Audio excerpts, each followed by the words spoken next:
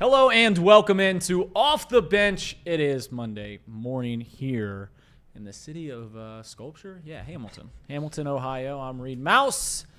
We got a fun show for you today. Fun, maybe not actually. I got to open up my thesaurus and find a better word than fun. But we've got a show for you today. We will do an hour of content here on Off the Bench and an hour on the Stone Shield show.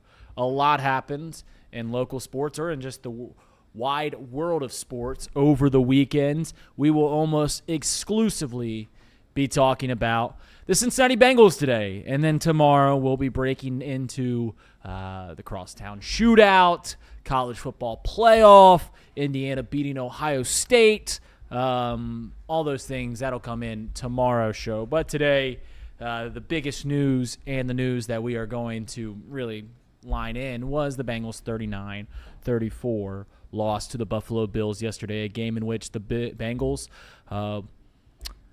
took the ball down on the opening drive, scored, and held on to the lead until a Joe Burrow interception, pick six, flipped the game on its head, a game that they were never able to get back upright on. We were down at Smoke Justice in Covington, Kentucky yesterday. It was a fun show. It was fun to do it live, meet some of the fans. Saw Michael Ackley there, saw some other guys there. It was a lot of fun. Truly was a lot of fun. Stone came on down. Casey came on down. Thank you to Craig that did the watch along. That was really, really awesome to see some of you guys there. And it was a fun game for about 53 minutes till about 3:30 when everything spiraled out of control. But we'll get to all that. Stone, thank you so much for coming down yesterday. I know it was a far drive down to Covington, but it was fun watching some picks. I think it was the first time I ever watched a Bengals game with you. It was, yeah. We had a good time there, and when I left after halftime, we were still having a good time. And obviously that turned on its head about halfway through the fourth quarter, as you mentioned. But yeah, it was a good showing. You had some of your boys out there; they were rowdy. We were doing the Bengal chant there at Smoke Justice. You were getting on the microphone. That was electric. But yeah, it didn't end the way we were hoping. It always takes three. Always takes 3 touchdowns. That's what me and my friends have figured out because we've been singing the song in any bar we ever go to watch the Bengals game. It always takes 3 songs or 3 touchdowns. The first time we sing it, everyone's like, who are these jabronis in the corner singing the song? The second one, people typically they start clapping. They're like, yeah, okay. And then by the third one, normally people are chanting along. And that was the case yesterday at Smoke Justice. Yeah, it was fun. It was fun until it wasn't. It actually was fun until about the time Stone left, and that's when everything spiraled out of control. So I'm not blaming it on you.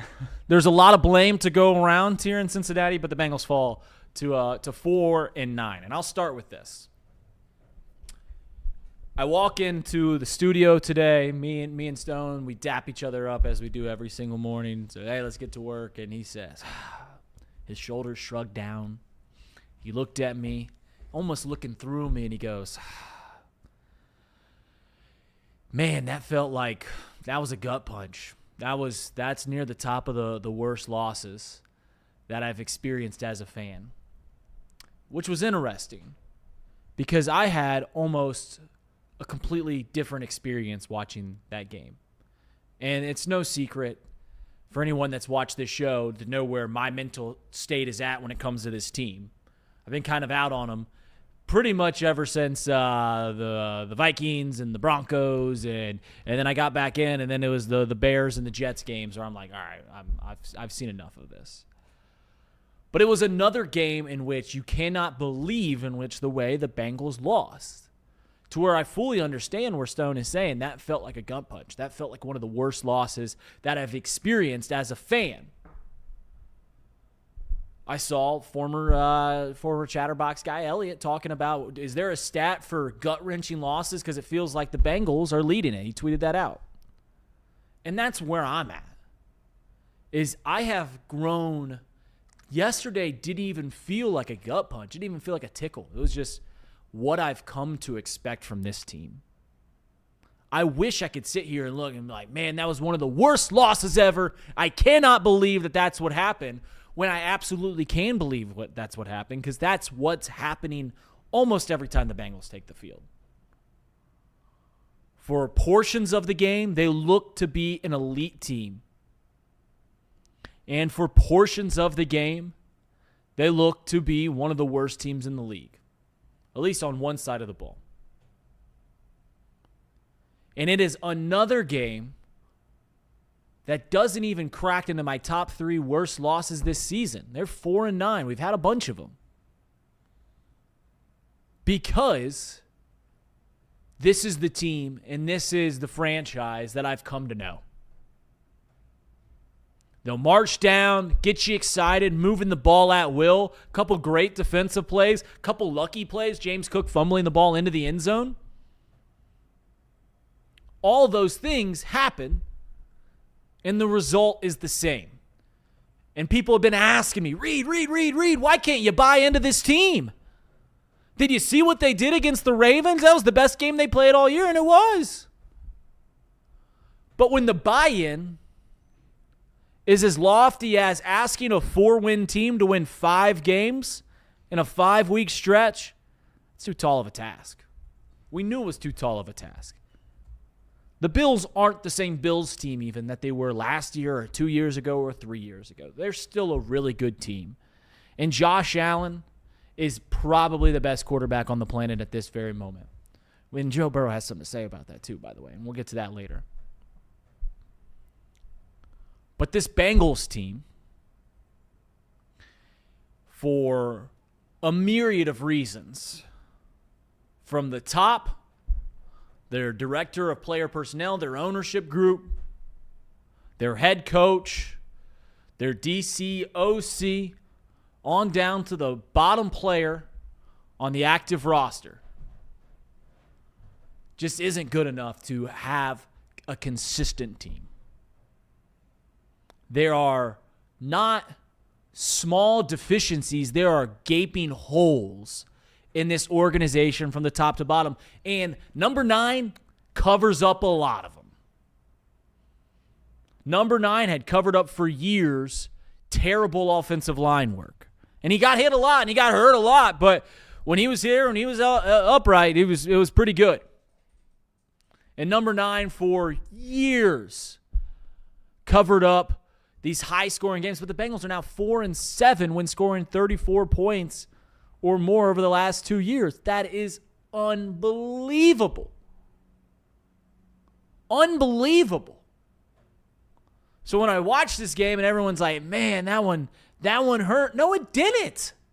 It didn't hurt. Because I wasn't buying into the team in the first place. And this is what the team has shown us to be the entire year, the last 2 years. Is that it doesn't matter how elite Joe Burrow looks for 52 minutes. He's an ace pitcher on a team with a bad offense. It's like when Hunter Green goes 7 shutout innings and gives up a solo home run in the 8th and you lose 1-0. That's what Joe Burrow is.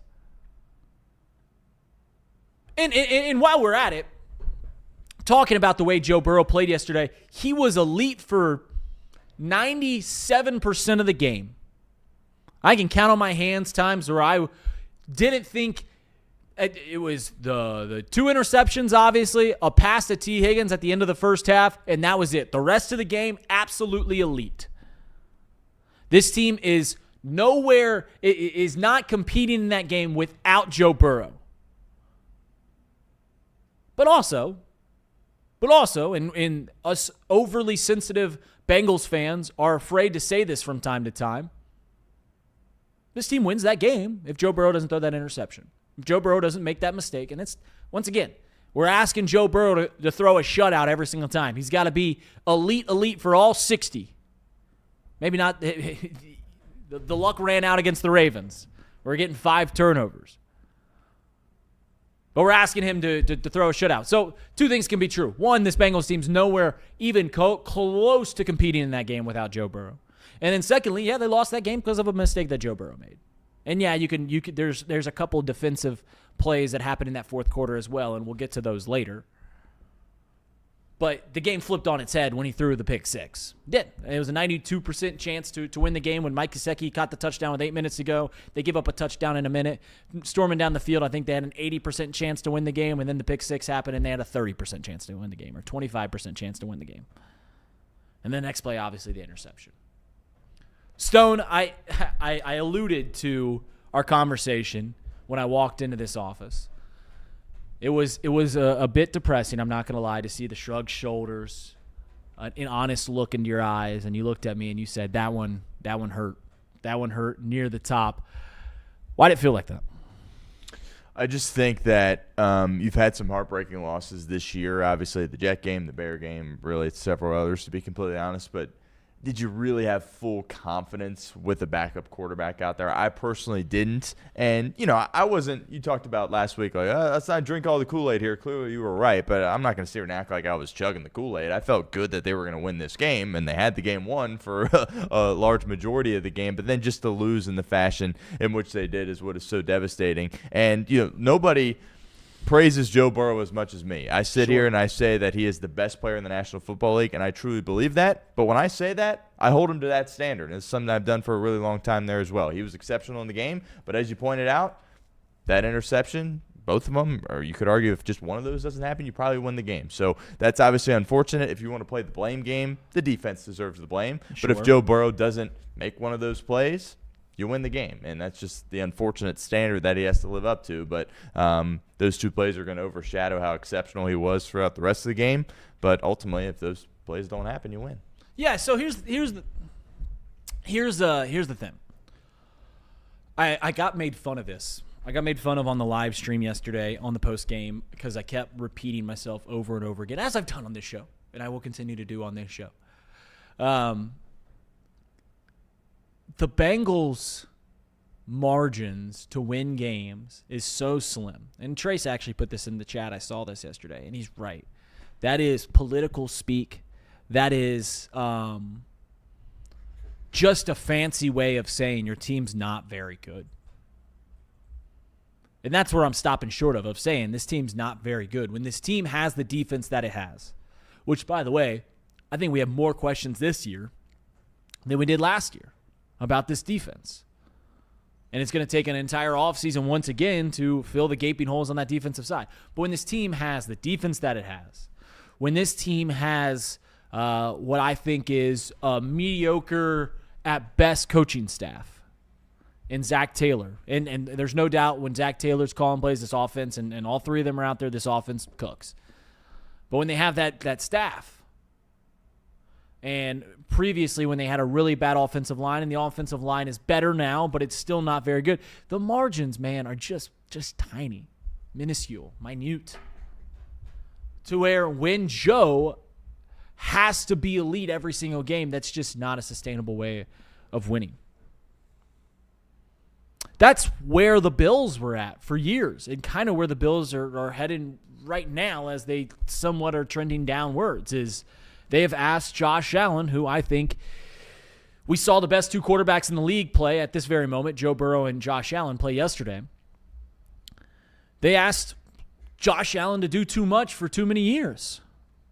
And they were better suited than the Bengals have been over the past couple years. But they just asked too much of him for far too long. And he's the reason that they won that game, Josh Allen is, because he made big plays against our terrible defense.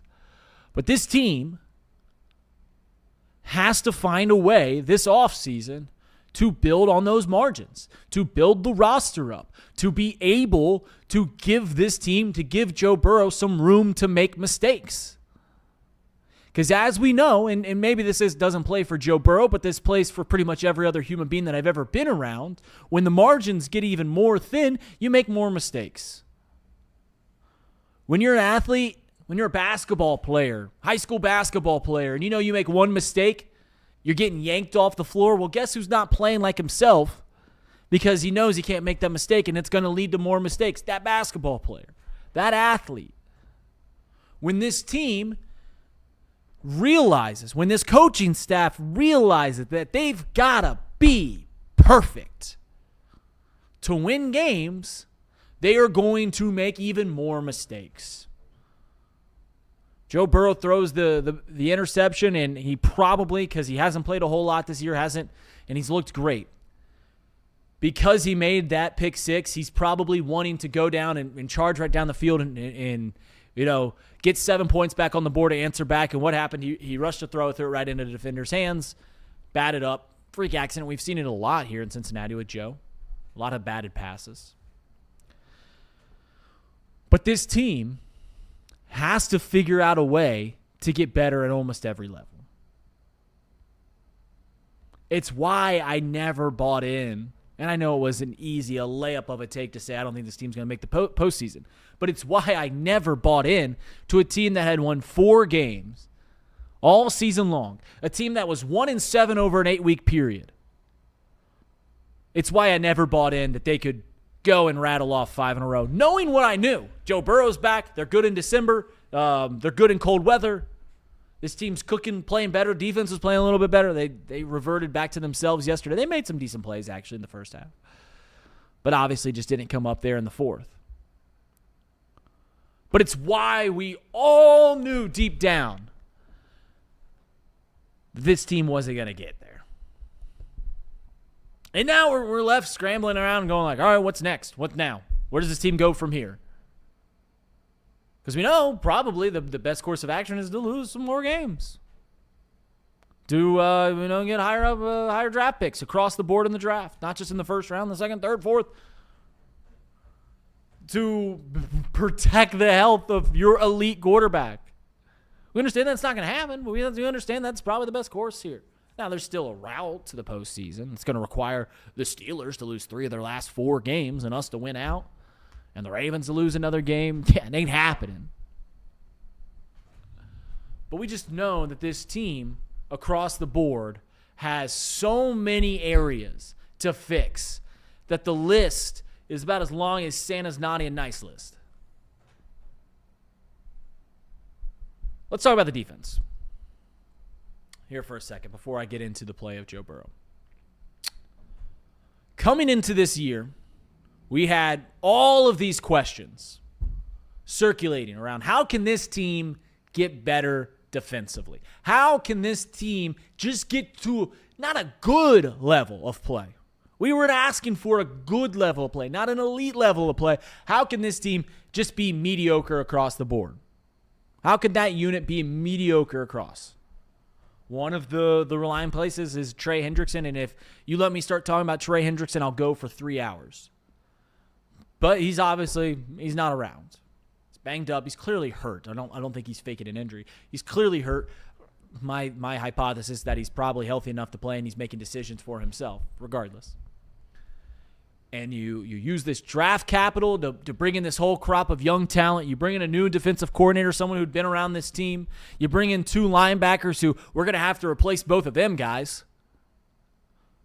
And now we're going into another offseason with, quite honestly, more questions than we had coming into the year. I don't even know how that's possible. I don't know how you can ask 3 guys that you drafted to start this year, and you are pretty much, after year 1, saying, yep, that's not good enough. Barrett Carter, AFC Rookie of the Week. Barrett Carter played terrible again, as he's done every single time that I've seen him go out there. Demetrius Knight, who, for whatever reason, my big dumb brain keeps thinking, oh, that guy might be a player sometime. Maybe it's because he's a second-round pick. He's 26 years old. He's spent a lot of time in college thinking, oh, this guy can solve some roles early on.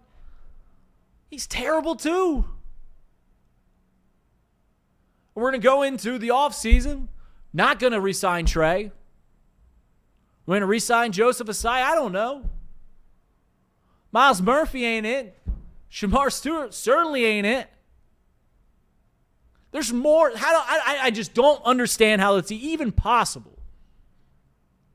So we had all these holes going into the offseason. We had all these holes in the boat. We start plugging them up. Rookies, free agents, guys that have not earned a fair shake to play. And somehow we're heading back into heading to the port that is the offseason, and there's more holes in the boat than we started with. Stone, I don't understand. We can get into some of the plays if you want. I don't understand how we can look at this defense and we knew where the deficiency were going into the season, and they tried, right?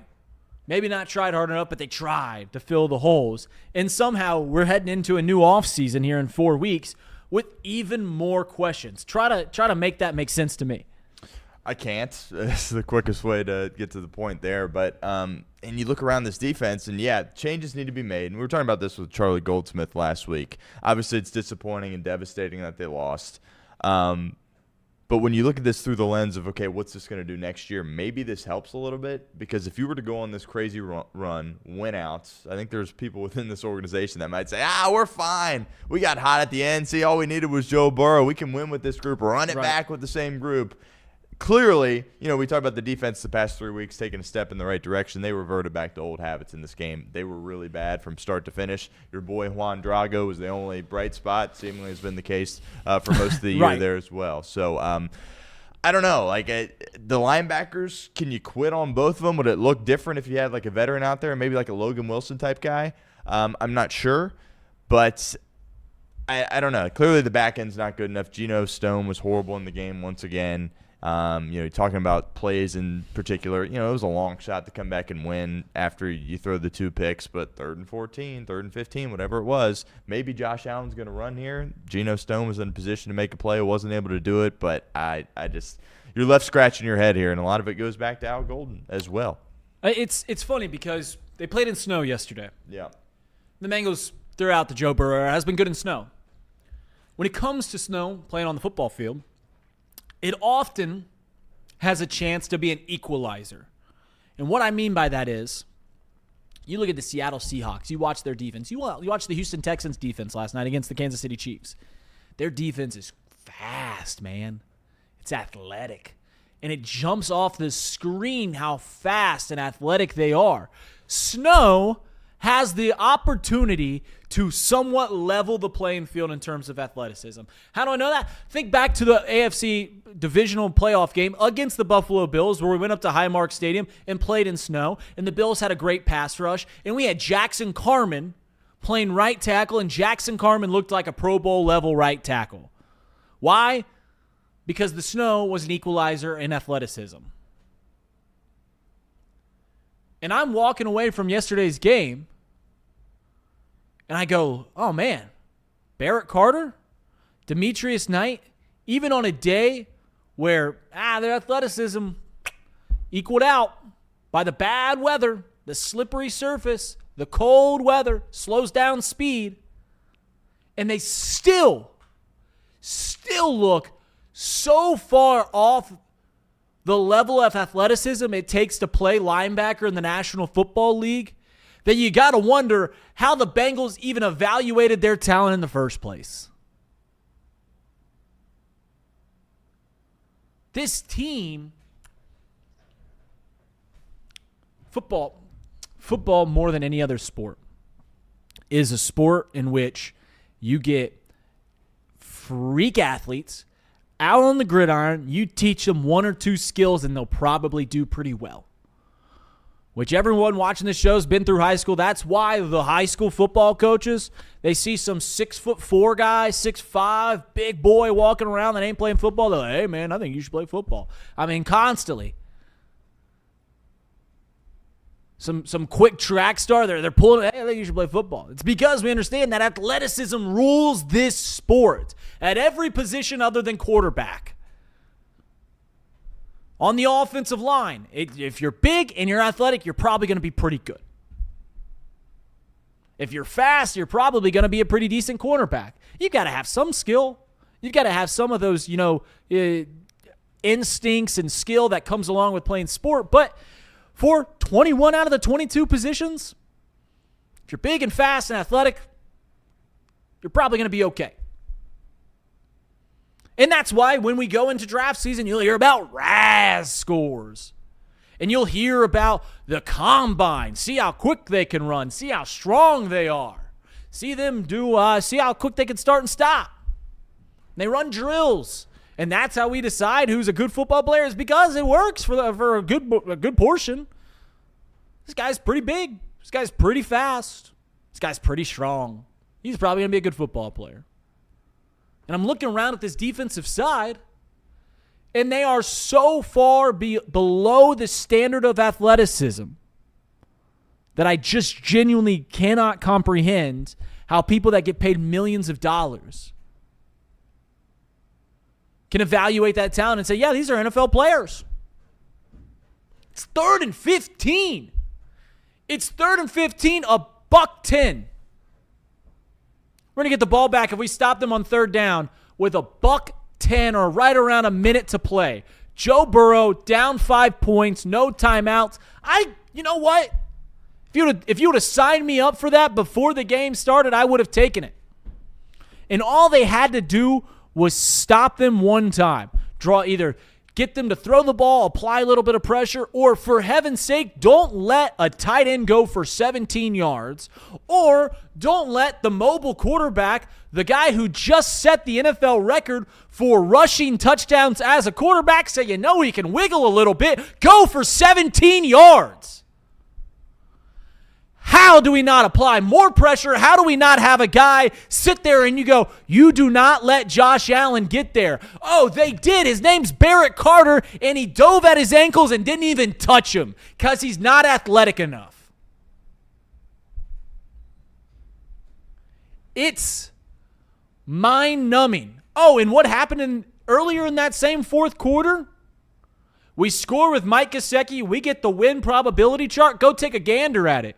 Bengals had a 92% chance to win that game after we connected with Mike Gesicki with 8 minutes to go. The one thing that couldn't happen was to let a quick score happen with the Buffalo Bills. The 8% world in which the computer goes, yeah, there's an 8% chance in which the Bills, it probably requires them to get a quick score and then a turnover. And what happened? We let them go down and score in 1 minute. 4 plays capped off by a 40-yard touchdown by Josh Allen. It's the same stuff every week. We're letting running backs, athletic quarterbacks get away from our defense, go for 40-yard touchdowns, go for 17-yard scampers to ice the game, or we're letting Dawson Knox get 90 yards of receiving when he had 200 to start the game on the year.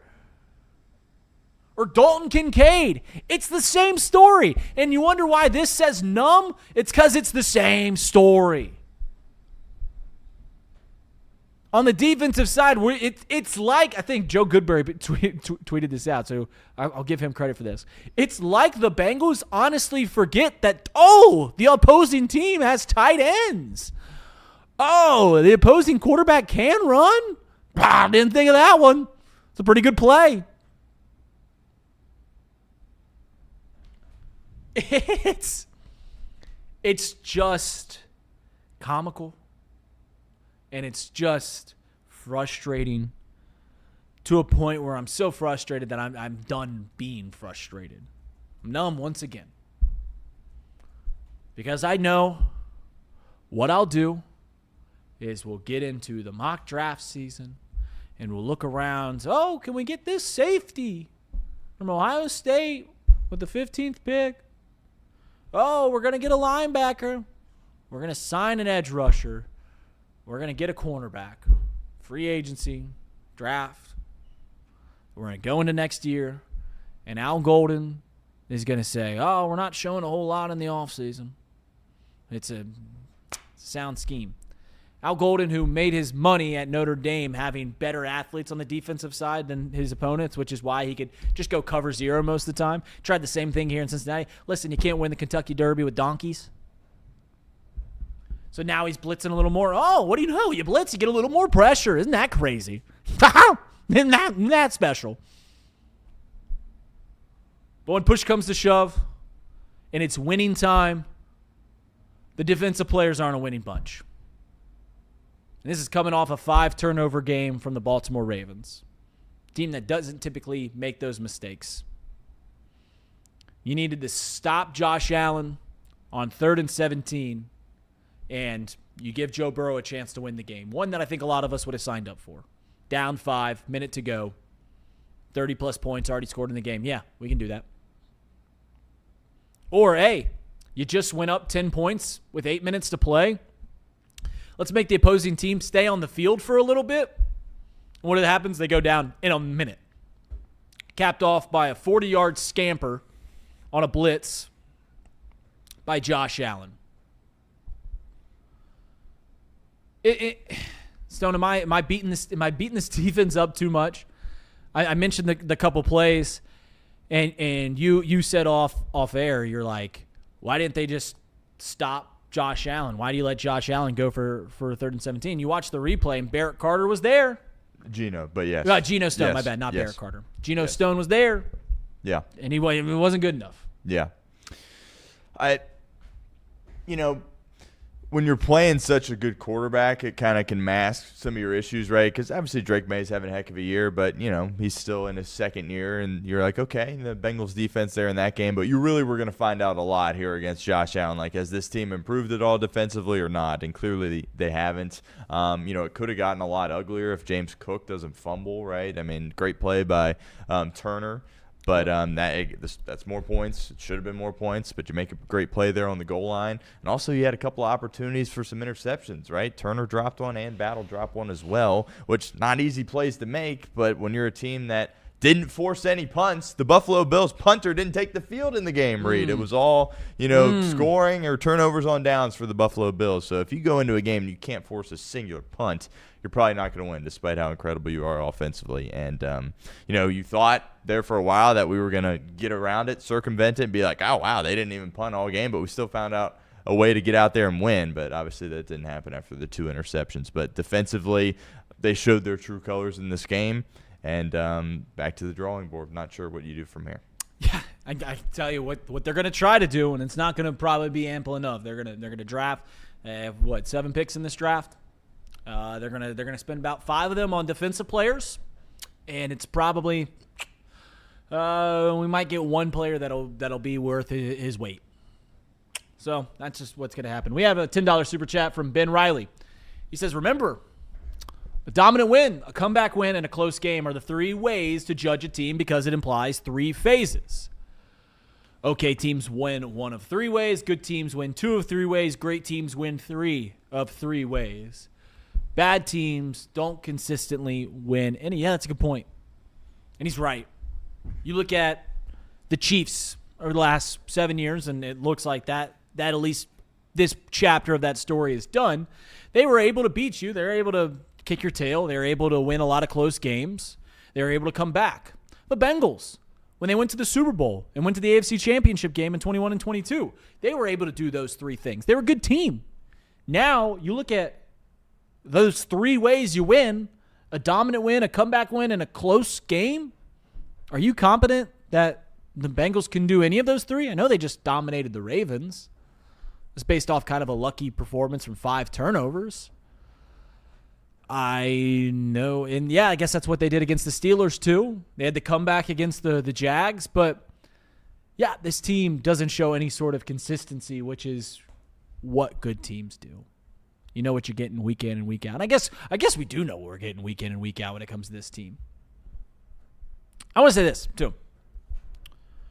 The Bengals went down on the opening drive, score, take the lead. Don't hold on to that lead if I'm correct, right? They hold on to that lead until the pick 6. Yes. They never surrender that lead. Correct. They had a 10-point lead at halftime, had a 10-point lead in the 4th quarter.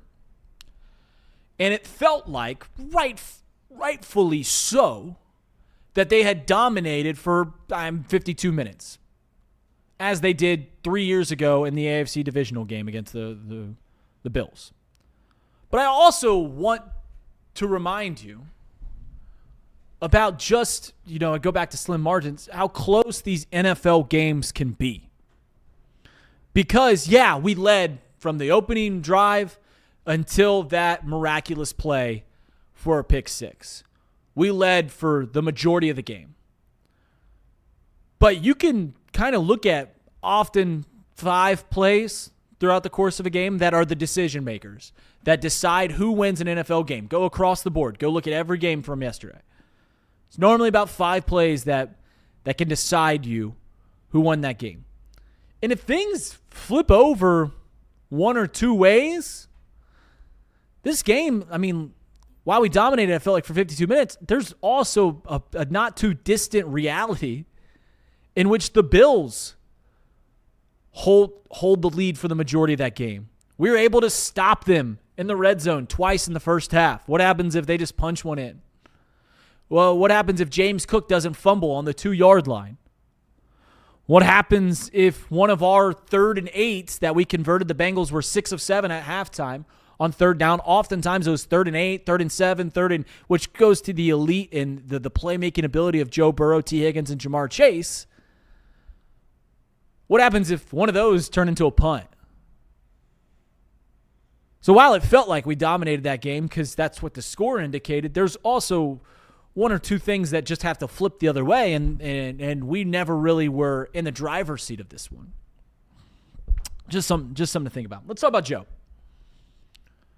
I had fought stone, tooth and nail for 3 weeks about ever since Joe Burrow came back, it started rumors like, I think he's going to come back early. They activated him. They have a few games. And from the onset, when Joe Burrow got hurt, the target date was this next game, Ravens. That was 3 months. We were told 3 months from when he got injured. So 3 months from when he got injured was this Ravens game coming up this weekend. So that's when we circled. Can the Bengals win half their games and get back to that game? They started 2-0. You win your last 4, go 3-1 on those last 4. Can we just win 3 or 4 or 5 games? Come on, get to 10 wins. And then they hear, all right, he's going to come back early. Oh, how is he going to come back? And then we lose after having a chance to get back to 500 after beating the Steelers. You lose the Bears and the Jets, and then you lose to the Steelers and the Patriots, and I'm just sitting here looking like, what are we wanting Joe Burrow to come back for? They're 3-8 and have been embarrassed in those 9 games, 1-9 or 1-8 in those 9 games. Why are we rushing him back? And I turned to stone in the second quarter yesterday after one of Joe Burrow's touchdowns, and I go, oh, that's right. That's why everyone was calling me an idiot for not wanting Joe Burrow to play. Because when he plays, there is not a more accurate quarterback in the league. Yeah, T. Higgins is making one-handed catch, and Mike Gesicki's making one-handed catch, and Jamar Chase is consistently making great plays. He's got great weapons. There's no doubt about it. But give credit where it's due, and Joe puts them on the money almost every single time. To a point where if he misses just a little bit, it raises alarms in your head while you're watching, like, oh, that didn't feel like a Joe Burrow pass. That's how accustomed we've come to watching an elite quarterback, an elite playmaker, an elite passer in Joe Burrow. Is that when he's just off a little bit, you're like, I don't look like Joe. But I looked at Stone and go, oh, that's why. That's why you were calling me an idiot and fighting me every single show about whether or not we can bring Joe Burrow back. Because it is a delight. An absolute delight to watch him play. No one can put it on the money like him in the league. No one can. But then the team, later on in the game, shows you while I just said, yeah, that's why Stone's right. You get to watch him play. Then you get to see, all right, we have a pick 6. He has one bad play. Makes a bad decision. And you go, okay, well, that's why I was right. And that's why I don't want my injury-prone, elite playmaking quarterback to even have a chance to hurt himself out there again. If he takes another injury, I mean, setting us back even more than they're already set back. I'll say this, though. I mentioned it earlier on in the show. Stone, you've been on this earlier than I. I was always shy of saying Joe Burrow is the best quarterback in the league. And I think I'm still just shy of that. But based off the way Lamar Jackson's playing, based off of what the Kansas City Chief and Patrick Mahomes, who at one point I thought was going to be the greatest quarterback of all time, he still might do that. He's 30 years old. Shy of Josh Allen, Joe Burrow, even making that terrible mistake and then backing it up with another interception, Joe Burrow is a top 2 quarterback in this league. And there's a reason why, in perpetuity, when he's healthy and you talk about AFC teams, regardless of how historically bad and all the things that I've whined and moaned and cried about now for 40 minutes on this show, regardless of that, regardless of me complaining about Zach Taylor and Duke Tobin and Mike Brown and Katie Blackburn and this whole organization as a whole.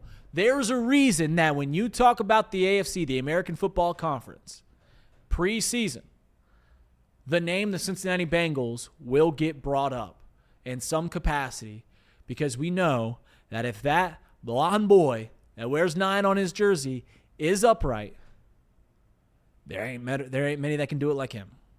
So I guess I'm apologizing. This I'll wrap up this stone and I'll pass the mic off to you.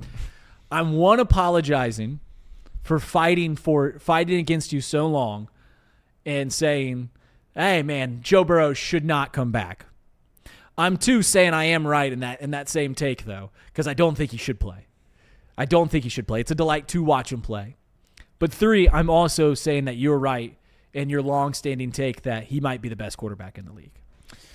Yeah, I think, look, you don't have to apologize for anything, Reed. We go back and forth here on the show. It's all good fun. But, yeah, I've felt that way for a long time. And like I mentioned earlier in the show, though, you have to hold him to that standard. And I do want to get your thoughts on this because you've said a couple of times that it was a mistake there on that play. Yeah. And I agree.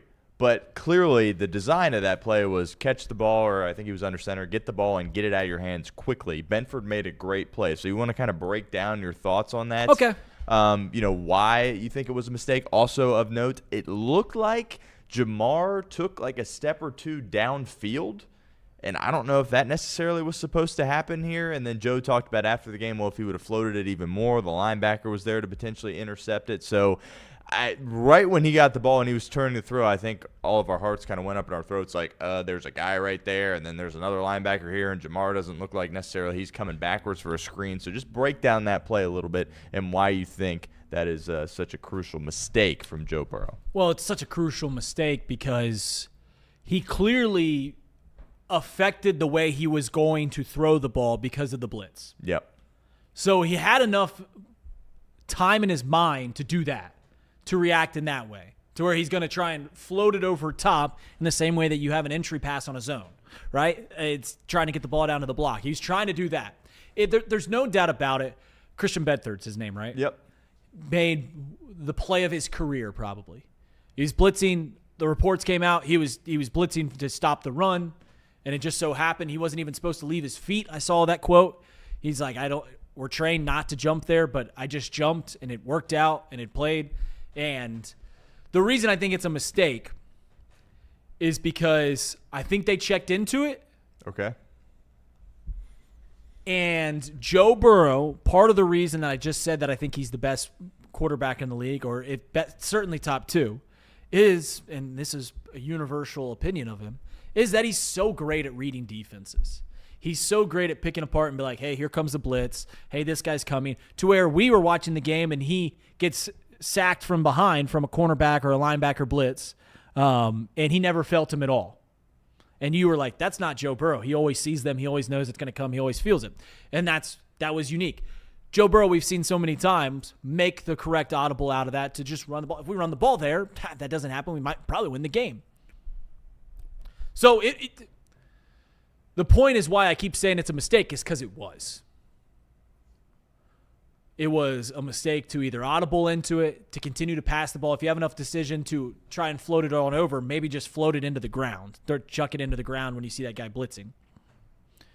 But I also understand that I'm the same guy that says, hey, we got this player who I think will go down in history as the greatest Bengal ever, Jamar Chase. We have this guy. If you get him the ball 8 times a game, good things typically happen. And however you can get him the ball, end arounds, those jet sweep passes, bubble screens, but downfield, whatever it is, just get the ball to Jamar Chase. And normally he's going to make a cornerback miss.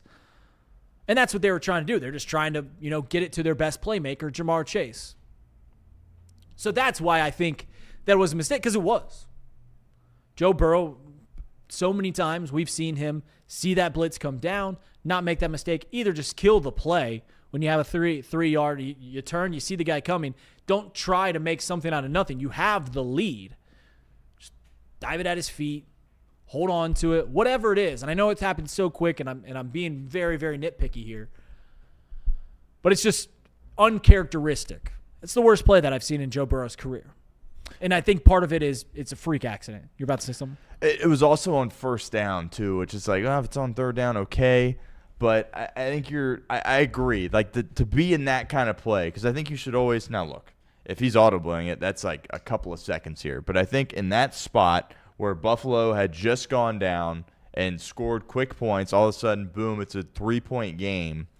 You don't want to be in a spot where – worst case scenario on this play is a pick six. Like, that can happen on these kind of screen plays. Like, if somebody undercuts it, even if it's not the blitzer jumping it up and make a play, I feel like there were safer plays to go to, and they'd been so good over the middle of the field throughout the game there as well, coupled with the fact that it was on first down. Right. And that's what kind of leaves you scratching your head there a little bit there as well. But also what led into that, I think – maybe this was a mistake on my part, but when they hit Gesicki, they go up 10. We're halfway through the fourth quarter. I'm like, let's go. Like, that's absolutely go right now. And then, boom. Like, it felt like 2 seconds before Josh Allen's running 40 yards down the field, and he's scoring. Yeah. And all of a sudden, you're kind of on your back foot despite the fact you have the lead, and then that happens on a first down play, and you're just like, ah. But I was curious on that because when you decide to snap the ball – it's just a great play from Benford, but to kind of get in that look, I think that's where the mistake lies, is getting into that play. But I hear you. Usually, in that spot, he's able to work his way around that and not throw the pick. But I think just getting into that play is like, that doesn't feel like the right call. But obviously, we're nitpicking here. Ben Riley puts in a $5 super chat, and I did see this from Jamar Chase. He said, Chase said that the defense didn't do that all game. It caught them off guard. Also, Zach Taylor isn't great at improv, in my honest opinion, when things go crazy. So let's talk about that final sentence. I mean, it's not about Zach Taylor. It's actually about Joe Burrow.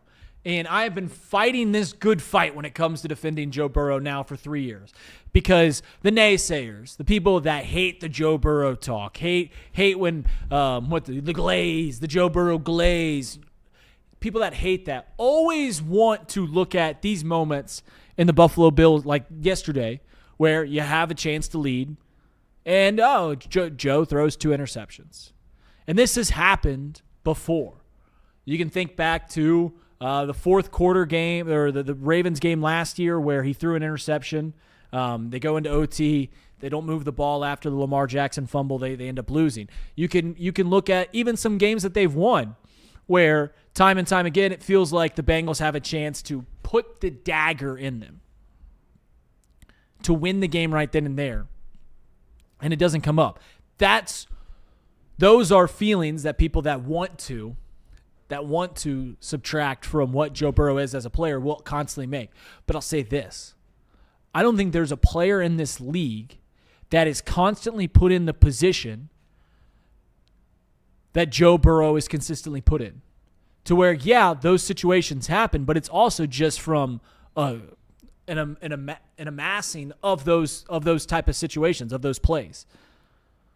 For a lot of quarterbacks in the league, guys like Josh Allen, guys like Patrick Mahomes, guys like Justin Herbert, any of the elite guys that you want to talk about, when you go up 10 points with 7 minutes to go, that's pretty much it. That's it. So you think about the Ravens game last year where they had multiple 10-point leads in the fourth quarter. That's pretty much it. They're not put in the position where, we've got to continue. We took a 10-point lead. All right, well, we'll just hand the ball off and tick, tick, tick, tick, tick, chew that clock up, and we'll win this game.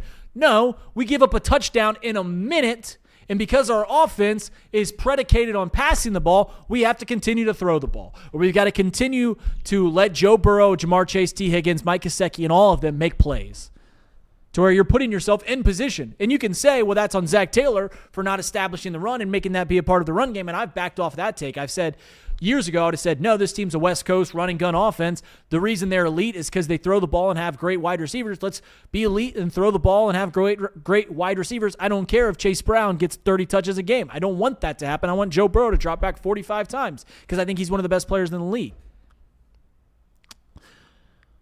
But the point is, the reason that it feels like yesterday was another situation where Joe Burrow makes a mistake in the fourth quarter and the Bengals lose is because Joe Burrow is superseding his team more than any other player in the league, to where, yeah, it's often his team letting him down, but because he's a quarterback and no one pitches a perfect game, there will be a mistake in the fourth quarter. So it's just, he's just a victim of circumstances more often than not. That pass to Mike Gesicki, there's a reason that ESPN's game probability had them at 92% chance to win. And that's because more often than not, when you go up 10 points in the snow, you're going to win the game with 7 minutes to go. But that's not what happens with the Cincinnati Bengals team. Final thing. I've got 8 minutes here. I want to talk about Zach Taylor. And this is a very small part of the game, but I think it bears being brought up. I think more often than not, similar to I always think that we're talking about Joe Burrow not being able to close out the games. You remember the fourth quarter more than anything. It's winning time. It's what you remember. There's a reason that the ninth inning and eighth innings in a baseball game feel heavier, is because there's a lot of pressure on those moments. They count the same as the first and second inning. They count the same as the third and fourth. The fourth quarter, the final 8 minutes matters just as much as the first 8 minutes, but they feel a little heavier. So when it comes to winning time, you often criticize decisions that coaches make. And when it comes to Zach Taylor, I've wanted him fired now for a couple weeks. There were a couple decisions that I guess I just need people to explain to me. First off, I'll start at the final one. They go and score, make it a 5-point game. Don't get the 2-point conversion. There's 2 minutes and 13 seconds, I believe, on the clock. The Bengals have one timeout. They kick off the ball. And what the broadcaster said was, because if you get a stop, they'll punt it, you'll have more room, it's a better field position play. But a first down is a first down, and a first down kills you either way. You're going to have to go 80, 90 yards regardless, so why not give yourself, and I get it, it's a 1 in 20 chance, it's a 5% chance kicking that onside kick, but we've seen them return one already this year. Why are we not onside kicking the ball? And then on top of that, part of the reason they said, okay, well, it's before the 2-minute warning, you got the 2-minute warning break, you got one timeout. If everything stops and you stop them, you're going to get the ball with a minute, which if they would have stopped them on 3rd and 15, they would have had the ball with a minute to play. If that's the case, and time is of the essence, why are we kicking the ball to them? Why are we burning any time off the clock on that kickoff return? Which it did. It burned about 6 seconds off. Which, I mean, it's such a minor, and it ended up not mattering. But why, if the plan is, all right, we're going to pin them back, we're going to keep as much time on the clock, we're going to call the timeout, then get the 2-minute warning. Maybe they're already doing this in the chat. I just need that explained to me. That didn't make a lick of sense. And if you just point blank say, it doesn't make sense, Reed, Zach Taylor's a moron, I'm cool with that too. Second thing, two different times I had questions about the challenges. First one came in the first half. And that is when, I think it was their fullback, or their up back. It was an up back. I don't know if it was a running back or a fullback, whatever. It was an up back. Goes for 30 yards. He slips. Should have waltzed into the end zone. He slips. Grounds. Come on in. Who was it? DJ Turner or was it Geno Stone? Or Dexter. Knocks the ball loose. And they called him down. And you're sitting here going like, hey, this is a good time to throw that red flag. You get 2 chances to throw. And the reason it's a good time, because it can be the difference it can be a 14-point swing if you're right. This was a huge play. And I think Stone, I was asking Stone off air, and he said, well, you looked at the replay and you saw that they touched. Or maybe the rule is once he touches the ball, if he's got control of the ball, they're connected. Whatever it is, I don't care. I'm cool with throwing the flag right there and seeing if you can get the ball back, because it's such a huge swing. Second one that doesn't still, I mean, it worked. It actually worked. It was right. It doesn't make any sense is why the hell did he throw a challenge flag on the Chase Brown touchdown? He was right. But it would have been first down, right? Yep. Would have been first down at the 1-yard line. And when it went, tell me right now, as you as Bengals fans, when it went and they showed the replay, first thing I thought is, oh, Chase Brown didn't catch that ball. I started thinking, oh, did he bobble the ball? Are we all of a sudden now, instead of having 1st and goal from the 1, it's going to be an incomplete pass because our donkey-brained coach threw a challenge flag on it? Worked out. But what are we gaining there? I know we gained a touchdown. You don't think he can score a touchdown from the 1-yard line on 4 plays? What are we doing? Someone explain that to me. Maybe they already are in the chat. You and I were sitting there looking at each other like, what the hell is going on there? And you're a Zach Taylor apologist more so than I am. And I used to be closer to your side. But that one was pretty head-scratching. Yeah. I just think, I mean, well, one, yeah, I was sitting right next to you, and he threw the flag, and we're like, oh, boy. You looked at me, you said, what's Zach doing? I said, I got nothing for you here, Reed. But he was right.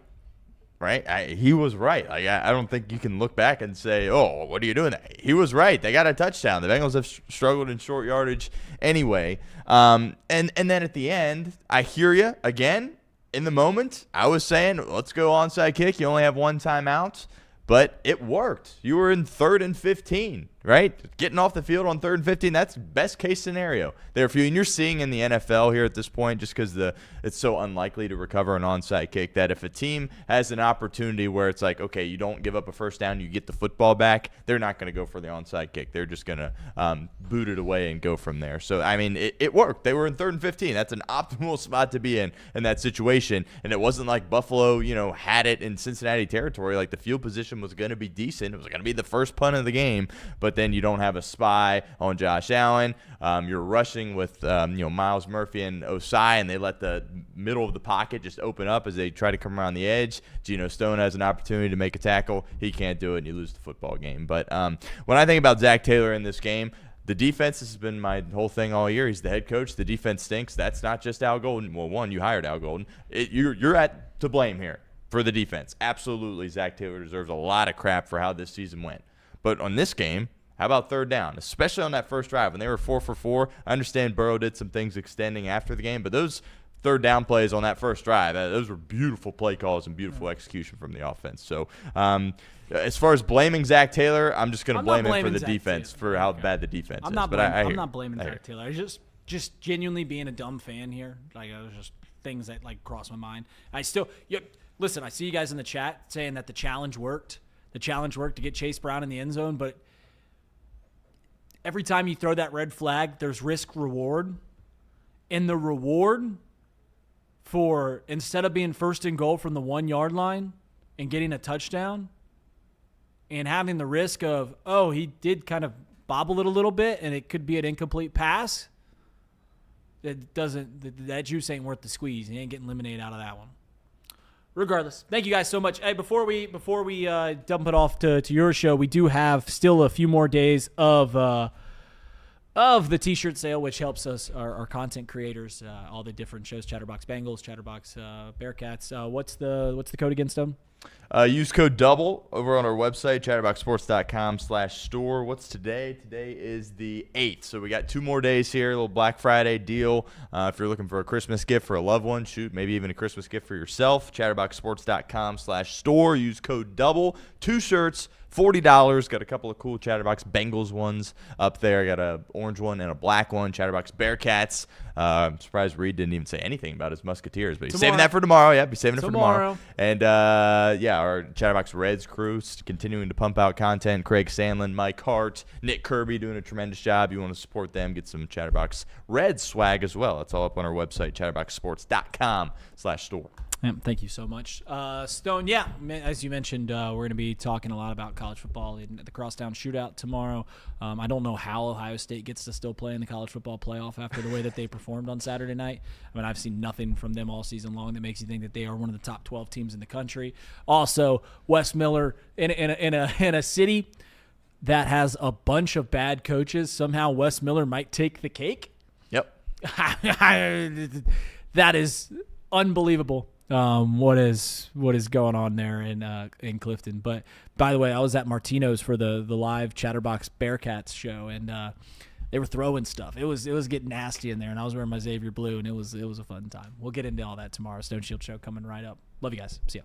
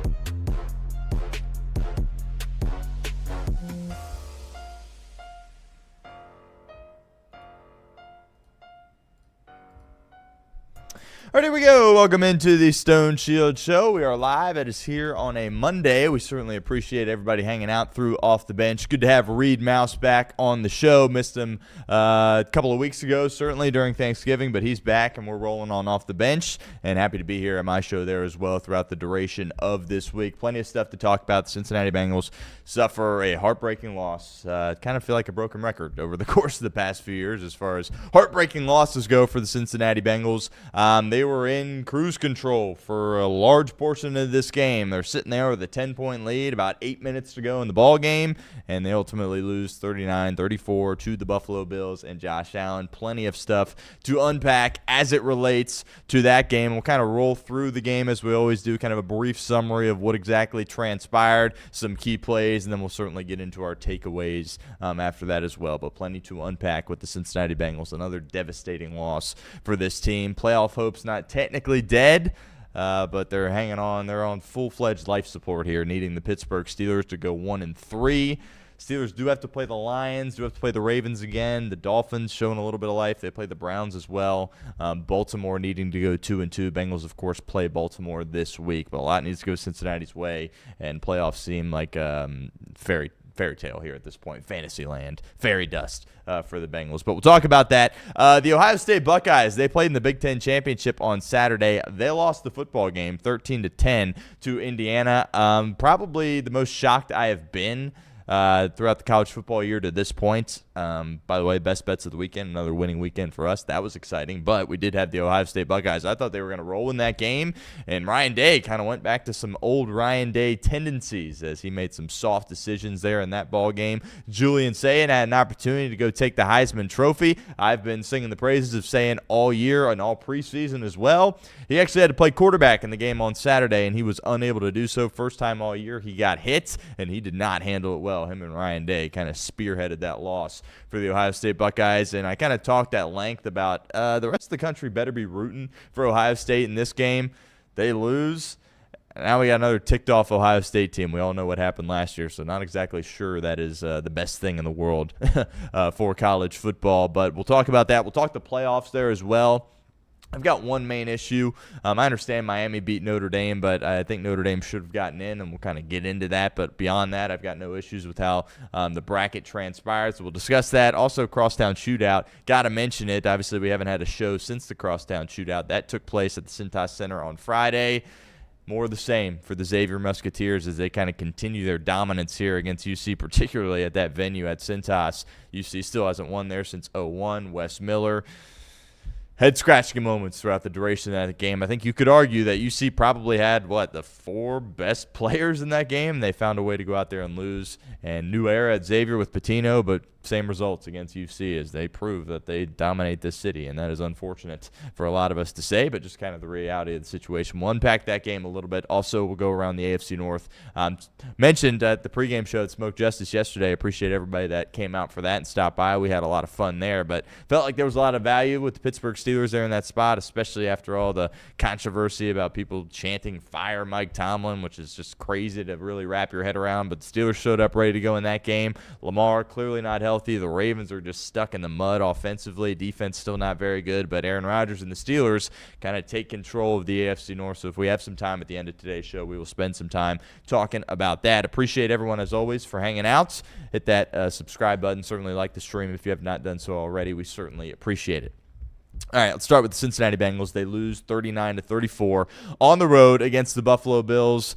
Well, it was a crazy game, and when you're kind of looking at the slate of NFL games here over the weekend, I think probably the game of the weekend. I think the Bengals have found themselves in that spot several times over the course of the past few years, and unfortunately not on the smiling side of the scoreboard. We'll kind of break through exactly what happened in the first half. I thought the first half was exceptional for the Cincinnati Bengals, and then kind of go from there. But their big takeaway from this game, we'll get to the turnovers and the bad defense there in a minute, but offensively, you were 10 of 12 on third down. That is absolutely unbelievable. You were perfect 4 for 4 on the first drive, and you were able to go down there and score a touchdown. Now, I'm always a defer guy, right? If you have an opportunity to get the ball to start the second half, I always think that's the best thing to do. But I thought in this situation, Cincinnati getting the ball first was a really good thing for them, to have an opportunity to go down, score points early, kind of apply some pressure on Buffalo. And you saw that's what they were able to apply pressure early against Baltimore in the game on Thanksgiving night, kind of take Derrick Henry out of that game a little bit, right? You went down, you kicked a field goal, you got some of those turnovers there as well, and Baltimore was kind of on their back foot. I thought that was going to be a real key for Cincinnati in this game against Buffalo, and it ended up working out that way. James Cook still had a solid game. I think it was 80-ish yards, still over 4 yards per carry, so the run defense for the Bengals not great, but they had to rely on Josh Allen. They had to rely on being aggressive on fourth down to really hang in there in this game early on. But that first drive for Cincinnati I thought was just unbelievable, right? We talked about the Bengals run game kind of improving. Run game was bad in this game for the Cincinnati Bengals. Chase Brown under 2 yards per carry. P. Ryan certainly had some good moments. He kind of was the real force for them in the run game, but Zach was trying to run the ball a little bit early. Didn't have any issues with him trying that, especially in the weather, in the snow, doing that. And because of that, and they weren't having success doing that, there was some big key third downs early in that game, and they hit a bunch of them. Perfect 4 for 4 there on first drive, and it was no Jamar Chase. And Joe Burrow talked about this after the game. Buffalo basically said, you know what? If you're going to beat us and score a bunch of points, fine, but one is not going to kill us in this game. And Joe Burrow said, okay. Mike Gesicki, Yoshi, and T. Higgins all had really big games as far as catching the ball in the passing game. So that first drive went about as good as you could have thought. 4 of 4 on third down. You go down there, you choose some clock, you score, you're up 7-0 on the road, right? And so many people, and we certainly did here at the show, when you look about kind of the time of the year, right, December football, the elements, right, it was snowing. So many people kind of drew comparisons to this game that transpired yesterday, and the game, of course, that the Bengals played against the Bills in the playoffs a couple of years ago. And, it was fun to do that as, someone that talks about it and as a fan, right? But, two totally different teams. Yeah, same quarterbacks and coaches, but really no reason to believe they would be similar. Well, it started out pretty similar, right? Because the Bengals in that playoff game, they went right down the field, scored, applied pressure early, and that's kind of what they were doing in this spot yesterday in Buffalo. So a great start to the game for Cincinnati. They settle in. Burrow looks good. Didn't really ask him to move a ton. Didn't run the ball great, but when you're a lead on third down in the NFL, you're going to have a lot of success, and that was the story for the Bengals in the first drive, really the story for them throughout the duration of the ball game there as well. And then the defense clearly did not have a good day yesterday, and they kind of reverted back to some old habits. We had talked about the defense, how they had gotten better, the Pittsburgh game, the New England game, certainly Thanksgiving, forcing the turnovers. And you're like, all right, are you going to be able to take a step in the right direction? I understand Drake May has had an incredible year. You could argue he's the MVP frontrunner here at this point. Stafford had a great game yesterday against the Arizona Cardinals, but, he's still not at that level. You're like, okay, you're going to find out about this team here against Josh Allen, and it was not good. In fact, it was not good whatsoever. Tight ends. The Bengals refuse to cover them. They don't know how to cover them. Not sure they know tight ends exist. Not sure they know that opposing teams are going to try to get tight ends to football against the Cincinnati Bengals. They absolutely lit up Cincinnati in this game. Kincaid came back. He was a big boost for Buffalo. Dawson Knox, right? The kind of their second guy at that tight end spot, who's had a great NFL career, by the way, but he was just killing the Bengals. And the first play of the game offensively for Buffalo, huge chunk play, and you're like, oh, here we go, shootout in Buffalo. And you catch a break. You catch a break there as Ty Johnson, I believe is his name, was running towards the end zone, and he just fell down because of the snow, right? If that game is being played where there's no snow, he goes in there and scores, and it's a 7-7 game right away. But you catch a break there, and there was some, discourse about how exactly Cincinnati, handled that play because he just went down without being touched.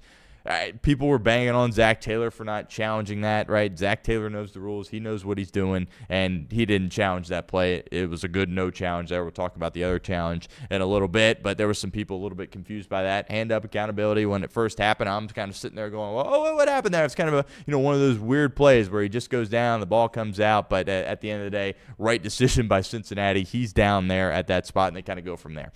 Should have been a touchdown. Bengals defense really for the only time in this game kind of bows up, gets a stop, kind of a negative play there on Josh Allen. Joseph Osai, right? He had a solid play there. He had a solid performance in the first half. Overall, I guess you could say Osai was solid again in the game as well. That's going to be a topic of conversation, by the way, this offseason, what to do with Joseph Osai. But a great play. You force 3, and you're like, okay, defense made a stand. They gave up some chunk plays. Tight ends killed you.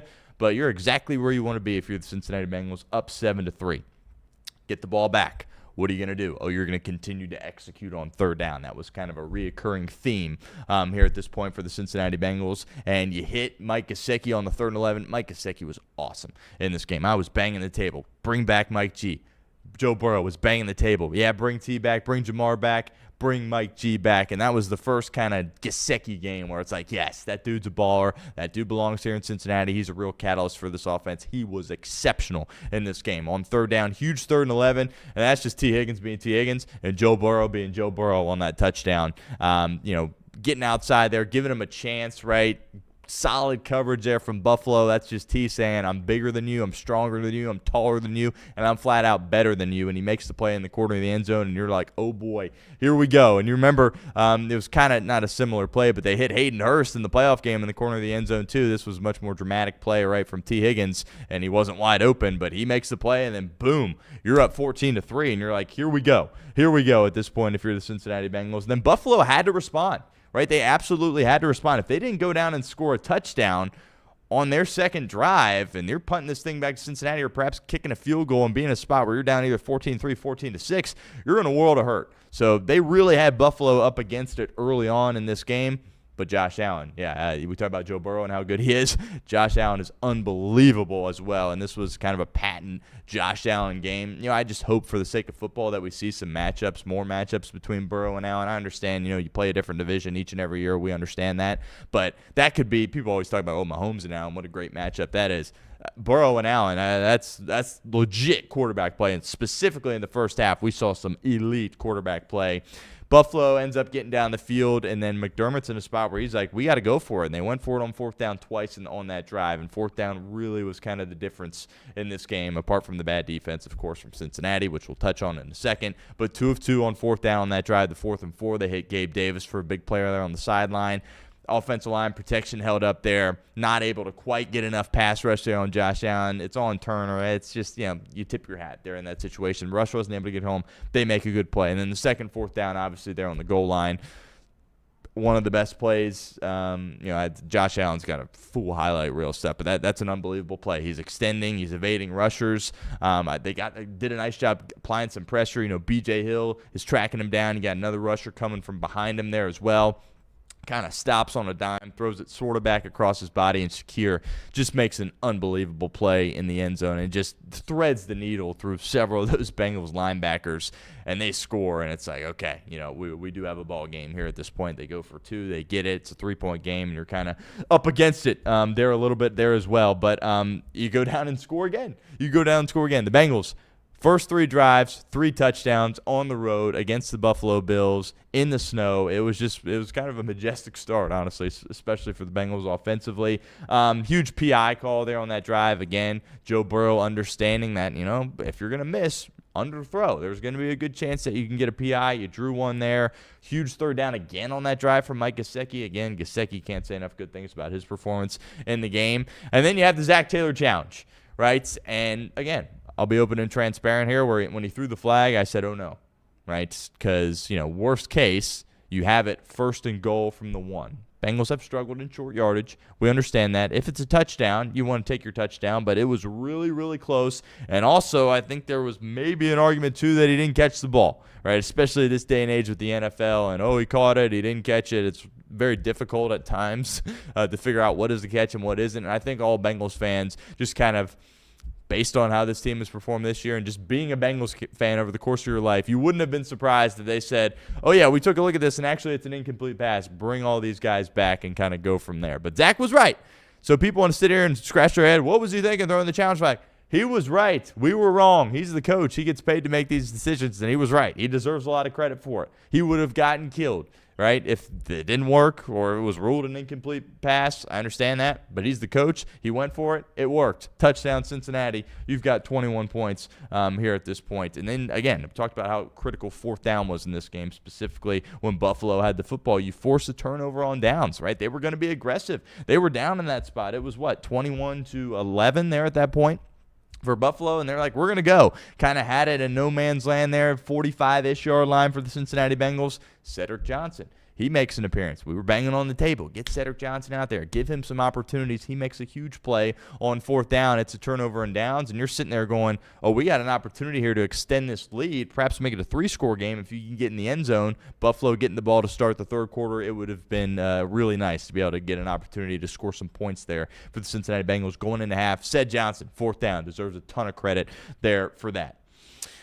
You get the ball back, and this was the first time. And again, you're sitting here watching this team going, wow, these 3 possessions, 3 touchdowns. It's very hard to nitpick the Cincinnati Bengals offense, but you have to, right? And look, when you built this team, Higgins, Chase, Burrow, this was going to kind of be how it was. You hoped that they wouldn't have to be basically perfect on offense. You hoped there would be a little bit of leeway, but there's going to be some games, particularly against the late quarterback, where you got to score a ton of points and be borderline perfect. And there was a great opportunity there with field position for the Cincinnati Bengals to go down and at least get an Evan McPherson field goal, make it a 13-point lead. Weren't able to do it. And, you know, there was a play, and it was funny enough, it was Benford, which obviously we'll talk about him in a second, where he comes off the edge on a blitz, and Joe Burrow doesn't feel him, and he had no clue he was coming. I don't know if he thought there was going to be protection over there, but he just didn't see it. And that's something that you never see with Joe Burrow. And he comes flying off the edge, boom, hits Burrow right in the back. It's a big sack for, I think a loss of like 8 yards there on that play. And I'm like, that doesn't happen with Joe Burrow. So that was kind of a head scratcher when that took place. And then it was 3rd and 18. Joe extends, throws one down the middle of the field to T, and it was just barely missed. He had a guy in his face, kind of caused the throw to sail a little bit. T maybe could have made an adjustment, had an opportunity there, but that was kind of the first miss of the game, and it was at the very end of the first half on 3rd and a mile, and, that's going to happen. Again, you're not going to be perfect offensively, and that was kind of the first time where it was like, you had an opportunity to get some points. Defense bowed up, got a stop on 4th down, which was huge. But you go into the half leading by 10 points. Everybody would have taken that, right? 5.5-point dogs coming into the game. Bengals covered by a half point, by the way. That was a huge play there in the game. And then coming out of half, you're like, okay, Buffalo's they're not going to roll over here. They're going to find a way to score points. And you knew that Cincinnati was going to have to score points if they were ultimately going to, respond and win the game. And, Buffalo goes down, they score, and they're getting some more points, right? We're going through the 3rd quarter, kind of exchanging some scores a little bit there. And then you hit the play with Gesicki. Right? In the end zone, you score. There was, 8 or 9 minutes left in the ball game, and you go up 10 points, and it feels really good. It feels really good if you're the Cincinnati Bengals. And you understand that Buffalo's going to score again, right? But all you were asking for from your defense was, okay, there's about 8-ish minutes. I don't know the exact time, but about 8 minutes. You got a 10-point lead. You're on the road. At least choose some clock here. At least make them go on a drive where it's getting a little bit close to the 2-minute warning, right, before they go in to score. And obviously that's not what happened, right? Not what happened, as it was a handful of plays capped off by a 40-yard rush from Josh Allen. That just can't happen. That just can't happen. He has to be accounted for. Why did the Bengals struggle when quarterbacks decide to run? I understand they can't tackle, right? But it's Josh Allen, right? That is part of what makes him so good, is he can run at any given time, and he'll run over you, and he'll run faster than you, and he'll run right past you. There really was nobody in the vicinity. He goes down there and scores. You were feeling so great, right? And then you look up at the clock, and you're like, well, at least some time came off the clock. Hardly any time came off the clock whatsoever, and then you put yourself in a tough spot, right? You have a 3-point lead. There's, 6-ish, 7-ish minutes left in the game, and you understand that, hey, you got to go get some first downs. Now, you had done it the whole game, and there was confidence that you were going to be able to do it, but all of a sudden there was a little bit of pressure applied by Buffalo, in large part not because they scored, how easy and how quickly they scored. It almost felt like it just completely eliminated that drive where you score with Gesicki, and it was like, oh, congrats, but that means nothing. Boom, we'll score in the snap of 2 fingers. Again, that was the key. I think a lot of us expected Josh Allen to go down and score, but we were all hoping it was at least going to take 4, 5, 6 minutes off the clock. And no, it was a handful of plays capped off by a 40-yard run, and next thing you know, your offense is right back out there, and you're going, shoot, well, if you go 3 and out with the 3-point lead, Buffalo's about to take the lead in this game. And then this is when all heck breaks loose for the Cincinnati Bengals. It's a first down play. They're trying to get it out of Joe's hands quickly to Jamar. Jamar had been stymied throughout this game. Again, Joe mentioned this after the game, where he was like, they were doing everything in their power to not let Jamar beat him. And it looked like Zach, Joe, whatever, I think it was a check there. Again, I don't want to bang on him too much for, check into that play or the decision to have that play. as a potential play they could go to, because they're sitting there going, one hasn't really touched the ball much. Let's get him the ball. And that's an easy way to get your guy the ball. They snap the ball under center, and Joe throws it to Jamar, and it just didn't look clean, right? It did not look clean from the jump. Again, if you go back and watch that play, it looks like Jamar takes a step and a half downfield, which to me, that's never supposed to happen. If you're supposed to draw up a kind of screen like that, the last thing you want him to do is go like a yard or two downfield, because that's just allowing a guy to come in and potentially undercut it. Now, I understand there wasn't tight coverage on Jamar, right? But that just didn't look like that was clean. Like, something tells me he wasn't supposed to, take a couple of steps or a step or whatever downfield like that.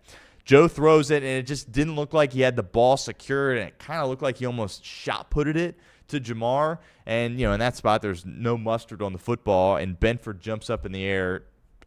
Great athleticism by him, and reels it in and takes it the other way. And you're like, oh, my goodness, we've been winning the whole game. Now there's only a few minutes left in this game. We're in the fourth quarter, and we are losing. So when I break down that play, understanding the situation, I hate that that's a play that is potentially one they could go to. Again, we're being nitpicky here. I understand that.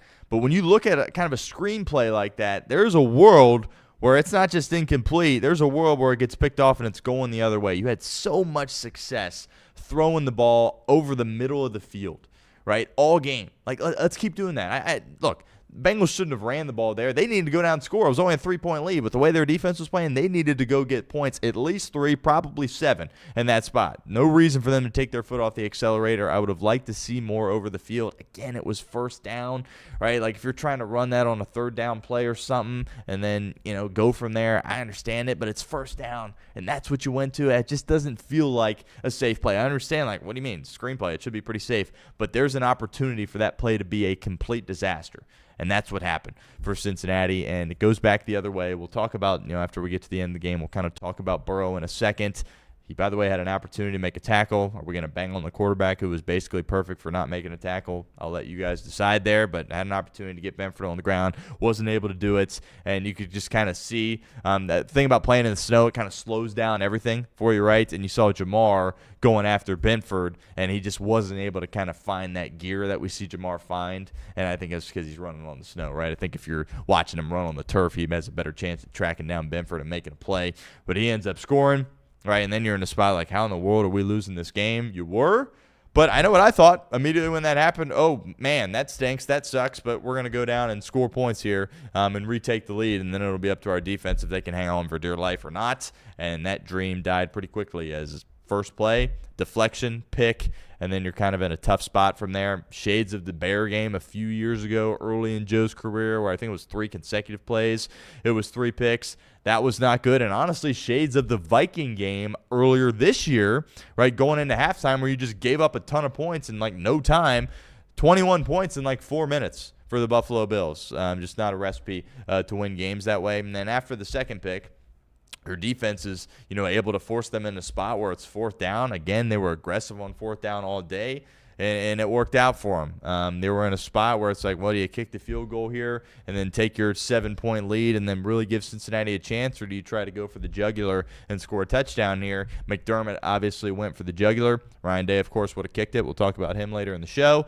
And, it's a 2-score lead. Bengals, they fought back. They get down the field, move the ball at will. The play to T, taking a shot. Not quite sure how you let that happen if you're Buffalo. T was sensational in the game. Really, he hit his head hard several times, coming back from a concussion. So said after game, he's a soldier. He absolutely is. People early in T's career have, mentioned him like being soft or something. T. Higgins is a dog. He showed that in the game as well. I tip my hat to him and his performance.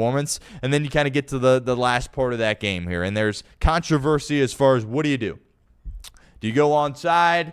Do you try to kick it through the end zone? Do you potentially give him a chance to return? What's the mindset going into there? And I try to be as honest as I can, because it's easy to sit here and say, oh, that was dumb after something happens. I try to be as honest as I can with you guys when a decision is made, but is going to be controversial. I tell you how I'm feeling in the moment, right? Because that's what Zach Taylor's doing. He's making a call right in the moment. In the moment, I thought they should have went onside, right? Because they had done it earlier in the year against the Bears and had success. Right, and it's very rare this day and age to recover an onside kick, so there was a little bit built-in success, and it was only one timeout. I understand you had the 2-minute warning, but it was only one timeout. Hand up. Everybody that thought they should have went onside, we're all wrong. Right? We are all wrong because they handled it perfectly the way Cincinnati did this. You're seeing teams in the NFL do this because it's so unlikely that you recover an onside kick. If there's a chance that you can force a 3-and-out and get the ball back, these coaches are going to take it every single time. That's what Zach did. So if you thought they should have onside it, you were wrong. I was one of those people. I was wrong. And ultimately, they get in a great spot. 3rd and 15, right? An opportunity to get the ball back. No timeouts, but a minute. The way you had moved the ball throughout the game, the big plays that you had hit, specifically to T. Higgins, as a Bengal fan, getting it back, you thought, you know what? We're in a spot here to go win this game with 1 minute on the clock.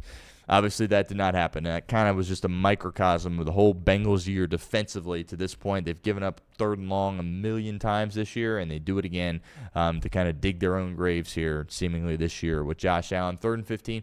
You're not going to spy Josh Allen? Are you kidding me? Right? The last thing they were going to do, McDermott had been aggressive all day, but I would have been shocked if they would have tried to throw something at the sticks. Right, 15 yards down the field. They'd try a little screenplay or something, maybe. But even with Josh Allen, I would have been shocked if they risked trying to throw it to the sticks 15 yards and potentially stop the clock, which would have been huge. Right? They were running the football or throwing a screen. And you had guys sagged back towards the line of the game as if that wasn't going to happen. And you didn't have a singular guy spying Josh Allen.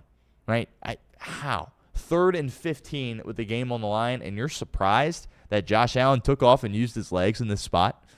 How does that happen? I don't understand. If you're Al Golden, if you're Zach Taylor, if you're this Bengals defense, even if you're on a call where you're like, oh, nobody's watching the quarterback, somebody needs to go, we're going to get out of this, and we're going to have somebody watch the quarterback, right? Because he's going to take off in this spot. He takes off, and there was only one guy that had a chance to make a play. It was Geno Stone. But, look, I don't care how good of a tackler you are. We all know Geno Stone is not a good tackler. But even if you are one-on-one in space with Josh Allen, game on the line, good luck. Not very many people are making that play. Geno, of course, did not make the play. It's a first down, and the game is over. And just devastating way for the football game to end for Cincinnati. 3rd and 15, thinking Joe Burrow is going to have a chance to get the football back, and boom. Josh Allen takes off to the surprise of nobody watching the game, but I guess to the surprise of Al Golden, Zach Taylor, and the Bengals defense, and they lose. So there's a couple of takeaways, obviously, that you have from a game like this. We'll talk about the defense, talk about Zach, we'll talk about Joe. Let's start with Joe. Joe Burrow was exceptional in this game, and we sit here and we play the what-if game, and we all love Joe Flacco and what he was able to do for this team, right? If Joe Flacco was playing this game, it's not close. Buffalo wins this game, no problem at all. Joe Burrow was unbelievable. Some of the stuff in the first half, I mean, the touchdown passes were all gorgeous. The one to Chase Brown on the move, just right where it needs to be. Great play by Chase Brown, hauling it in. Had a drop in the end zone later in the game, of course, but great play there by Chase Brown. Just the composure on 3rd down. Whenever you're going against an elite quarterback in Josh Allen, you got to be good on 3rd down. I mean, 10 of 12 on 3rd down. And, they were 80%, at a point in the 4th quarter. Just unbelievable. That first drive. 4 for 4 because they're sitting there trying to run the ball, right? And teams do that. First drive, let's see if we can run the ball a little bit today. That's what Zach was doing. Don't have an issue with that. But it's going to put a lot of pressure on your 3rd down offense. The calls were great from Zach. The execution was unbelievable. Yoshi had the drop. Joe said, no worries. I'll go right back to you on the next play. First down. Mike G on 3rd down. Unbelievable. T. Higgins, unbelievable. He's doing all that basically without Jamar. Jamar only had a few catches for like 40-some yards, right? I get he had a lot of one-on-one opportunities when he was going away from Jamar, but it's not like he was just, throwing it to Jamar, right? He was playing quarterback. He was orchestrating the offense to perfection. Deserves a ton of credit for that. Again, like, where are you going to sit there and say, that was bad, besides the picks? The 3rd and 18 to T with a guy in his face wasn't his perfect throw. Had an opportunity to get some points there.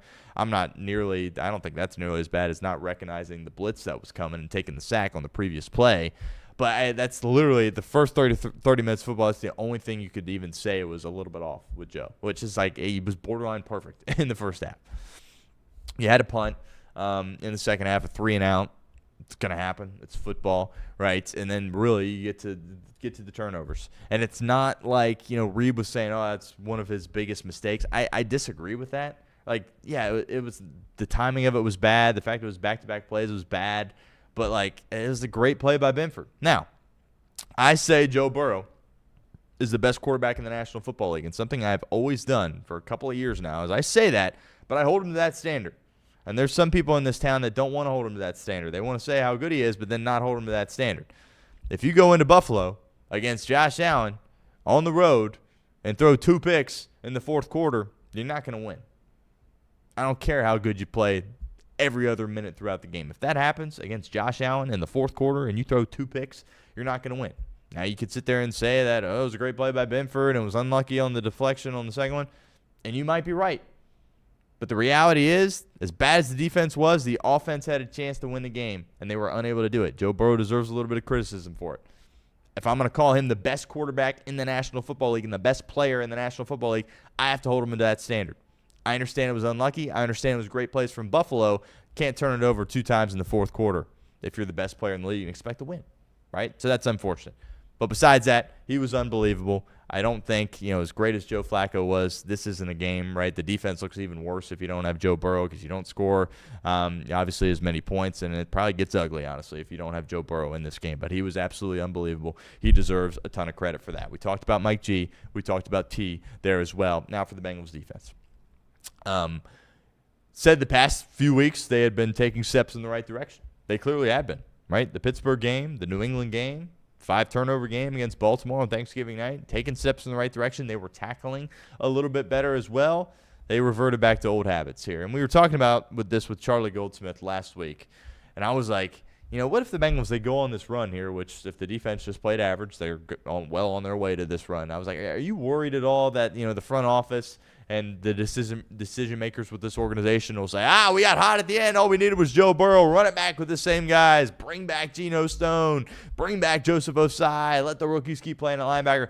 Part of me was a little bit worried about that. But then seeing a game like this, understanding that Joe Burrow had the 2 picks, but basically it was Superman in this game and he still lost, that should be, that should let the organization know that, some serious changes need to be made here. Some serious changes need to be made. From a front perspective, I continue to be a little bit intrigued, right? Osai, he made a huge play in the first half, forcing a field goal. That was big. Cedric Johnson, 6th-round pick, right? We talk about hitting on guys later in the draft. If you want to win Super Bowls, be a playoff team, compete for championships, you can't just hit your first-round guys. You got to find guys in the later stages of the draft. Bengals, of course, don't know how to hit their early picks either, right? But the later picks, we haven't seen a hit yet either. I think Cedric Johnson could perhaps be a hit for you. Now, is he going to be a starter or your second guy? You want him to kind of be your 3? But I was impressed with Cedric Johnson. The play he made on 4th down, he's been making plays for a couple of weeks, so I continue to be a little intrigued about what I see from the front. B.J. Hill's been better in recent weeks. He still seems like, what are you doing bringing him back? We love you, B.J. It was a great run here in Cincinnati, but the 3-year deal that they gave him this offseason, didn't really understand it. I continue to not understand that. Slayton, oh my goodness, he had a sack. First sack of the year. Holy cow, finally he does something. That was promising to see. So the front, I don't have too many issues with the front, but then you get to the second layers of that defense, and the linebackers were dreadful in the game. Right, if you're a linebacker in this league, you're going to have to be in a spot where you can make one-on-one tackles, and he's just getting exposed, he being Barrett Carter and Demetrius Knight. They have plays in space that can be made, and they're not making them. Tough in the snow, right? Tough in the snow. I definitely think the snow is advantage offense because things really slow down. But, I mean, when you couple in the snow, Barrett Carter and Demetrius Knight, they already look slow out there. They looked really slow out there in the snow, and just you can't do that when you have those 2 guys at linebacker. I said when they made the move off Logan Wilson, I understand he's frustrated that he's not playing. I understand he wants out, but there's value in Logan Wilson playing. I think in the spot after they beat Baltimore on Thanksgiving, all of a sudden the playoffs, it becomes kind of a thing going into this game against Buffalo. Would have been awfully nice to have Logan Wilson in this game. They did not. They paid the price. Linebackers were awful. Turner continues to make plays, dropped an interception, which, again, the room for error for this team. Battle drop one as well. You drop picks. They weren't easy plays to make. Absolutely not difficult plays in the snow. I understand that, but they got to be made, especially if you can't tackle and you can't force any punts. Bengals didn't force any punts in this game. I don't know who the Bills punter is. He didn't make an appearance unless he was holding, right? I mean, come on. It's ridiculous. You can't go into a National Football League game and not force a singular punt. Turner had the fumble, which, again, that's kind of like it's an opportunity for you, right? That looked like a surefire touchdown. Remember, they scored, but then was brought back on the penalty, and it looked like they were going to score again. And then you catch a break. You make a nice play there at the goal line, and that's still not even enough for your defense to be able to overcome that. Turner was solid in the game, as he continued to be. He had a pass breakup there as well. Pleased with him. On defense, extend DJ Turner. I'm ready to say that at this point. I've been iffy about it for weeks. I think I'm ready to go out there and extend Juan Drago and bring him back for the foreseeable future. I think he's a guy you can build around. Again, you had to pick some of these guys that are going to stick around. I think he's one of them. And then the back end of your defense is terrible there as well. The tight end, I mean, it is crazy that it's like the Bengals don't even think, despite how bad they've been covering tight ends, it's like they think, they're not going to try. These tight ends, they're not going to try to get their tight ends the football. And they do it each and every week. And just Knox went off in the game.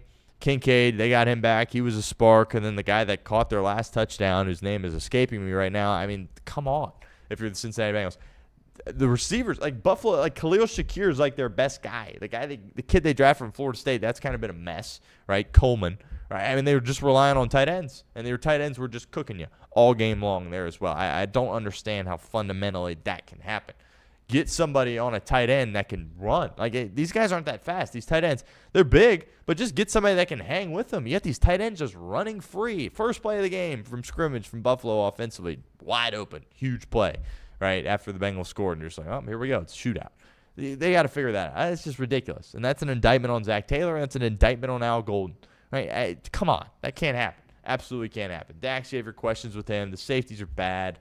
Right? Geno, Battle. It's just, it should be enough. When you score this many points, I understand you turned over in the fourth quarter twice, but it should be enough. I mean, some of the stats as it relates to this are ridiculous, right?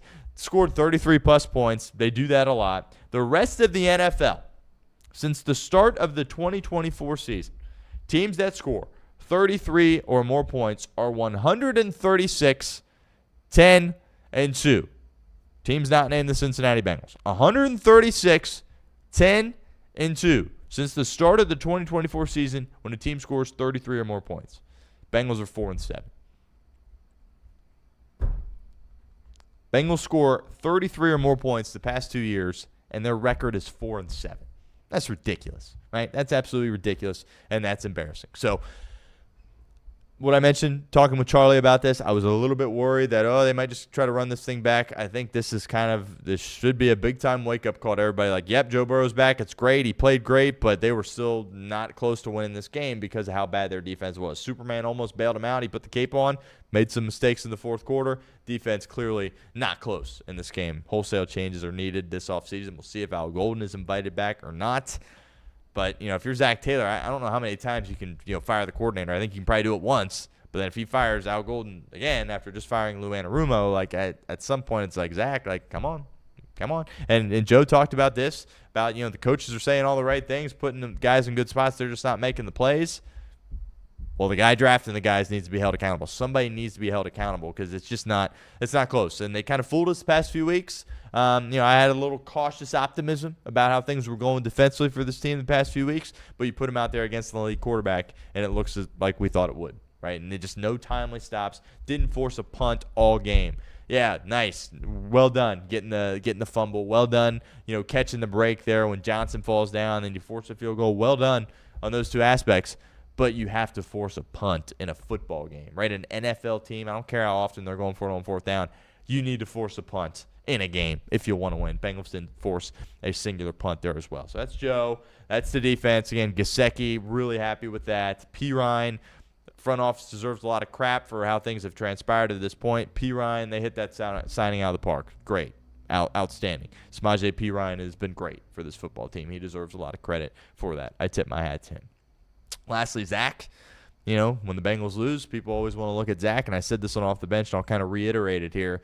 My biggest thing with Zach is that your defense stinks and you're the head coach, so you're to blame, right? That you had to blame in some capacity. You got to figure that out. But if you want to nitpick Zach in this game, again, what are you going to do, right? You're mad at him that he challenged the Chase Brown play and he was right and they scored, right? You're going to be mad at him for a touchdown. I understand it would have been first and goal from the 1, but you don't want to take any chances. How bad were the Bengals around the goal line last week against Baltimore, right? So he's sitting there like, well, it's a touchdown. We're going to challenge it. He was right. Can't bang on Zach Taylor for that. Hand up. When he threw the flag, I'm like, Zach, what are we doing? He was right. Deserves credit for that. Again, the play earlier with the fumble, he knows the rules. Well done by Zach. The play calling was good. Third down, exceptional. Third down is a reflection on the head coach and the quarterback. Well, the quarterback's really good. Head coach put him in good spots there on third down. Deserves some credit for that. And then you're mad about how things transpired. They didn't kick the onside kick. Again, in the moment, I thought he should have kicked it, but it was 3rd and 15. You're staring at getting the football back with a minute left with Joe Burrow. It was right there for the taking, and your defense couldn't get off the field on 3rd and 15, knowing that they were going to run the football, right? Bengals, of course, didn't realize that Josh Allen was capable of running, despite the fact that he ran for a 40-yard touchdown not long before that. I got no issues with Zach, really, in this game specifically. My issue is your defense is horrible, and you're the head coach. That's kind of my takeaway with Zach Taylor here at this point. But the Bengals lose. It's kind of our hashing through it all there as we do kind of our summary and then our takeaways here. It's frustrating as you kind of look at the AFC North because we've talked about how accessible this division has been throughout the course of the year. It's been just so accessible, right? So accessible with how bad Baltimore and Pittsburgh are there for the taking. And even despite all of your collapses and struggles and bad performance, kind of accessible if you win this game. Kind of accessible if you win this game, right? And the Bengals would have liked to see Baltimore beat Pittsburgh. But, one team's got to win that game. So, their chances went down when Pittsburgh won. But, just very accessible, very there for the taking and unable to do it. They need Baltimore to go 2-2. They have an opportunity, of course, to provide one of those losses with the game this week. Pittsburgh's got to go 1-3. They got Miami on Monday Night Football, a team that's been playing a little bit better in Pittsburgh. They have to go to Detroit. I would imagine that's going to be a loss. They got to play Cleveland at Cleveland, divisional game. I guess anything could happen there. And then they play Baltimore again as well. But they need a collapse from the Pittsburgh Steelers, and they, of course, need to run the table in order for that to happen. The Reds, of course, got a collapse from the New York Mets. We'll see if the Bengals can get one from Pittsburgh. Wouldn't count on it, obviously. But even here at this point, like if you win this game against Buffalo, there's a heck of a lot of life. Doesn't look great, but there's all types of life. If you win the game yesterday, had it won for the majority of it, you look up halfway through the fourth quarter, all of a sudden you don't have the lead. 21 points in 4 minutes for the Buffalo Bills, and kind of fits right in with how this season has gone, and frankly how last season went as well. We'll kind of get into the demeanor of Joe Burrow at the press conference and some other things related to him and Zach. We'll touch on that tomorrow's show. But Cincinnati Bengals lose 39-34, devastating fashion. To me, I think that is the most heartbreaking loss of the year. People might say I'm crazy. You lost to the Jets. You lost to the Bears with seconds left. How can you say that? I just think that the confidence you have as a team is a little bit different when you have Joe Burrow, right? I wasn't drinking all the Kool-Aid. I understand that. I thought there was a possibility that they would lose. I predicted they would win. I thought they would win. They didn't.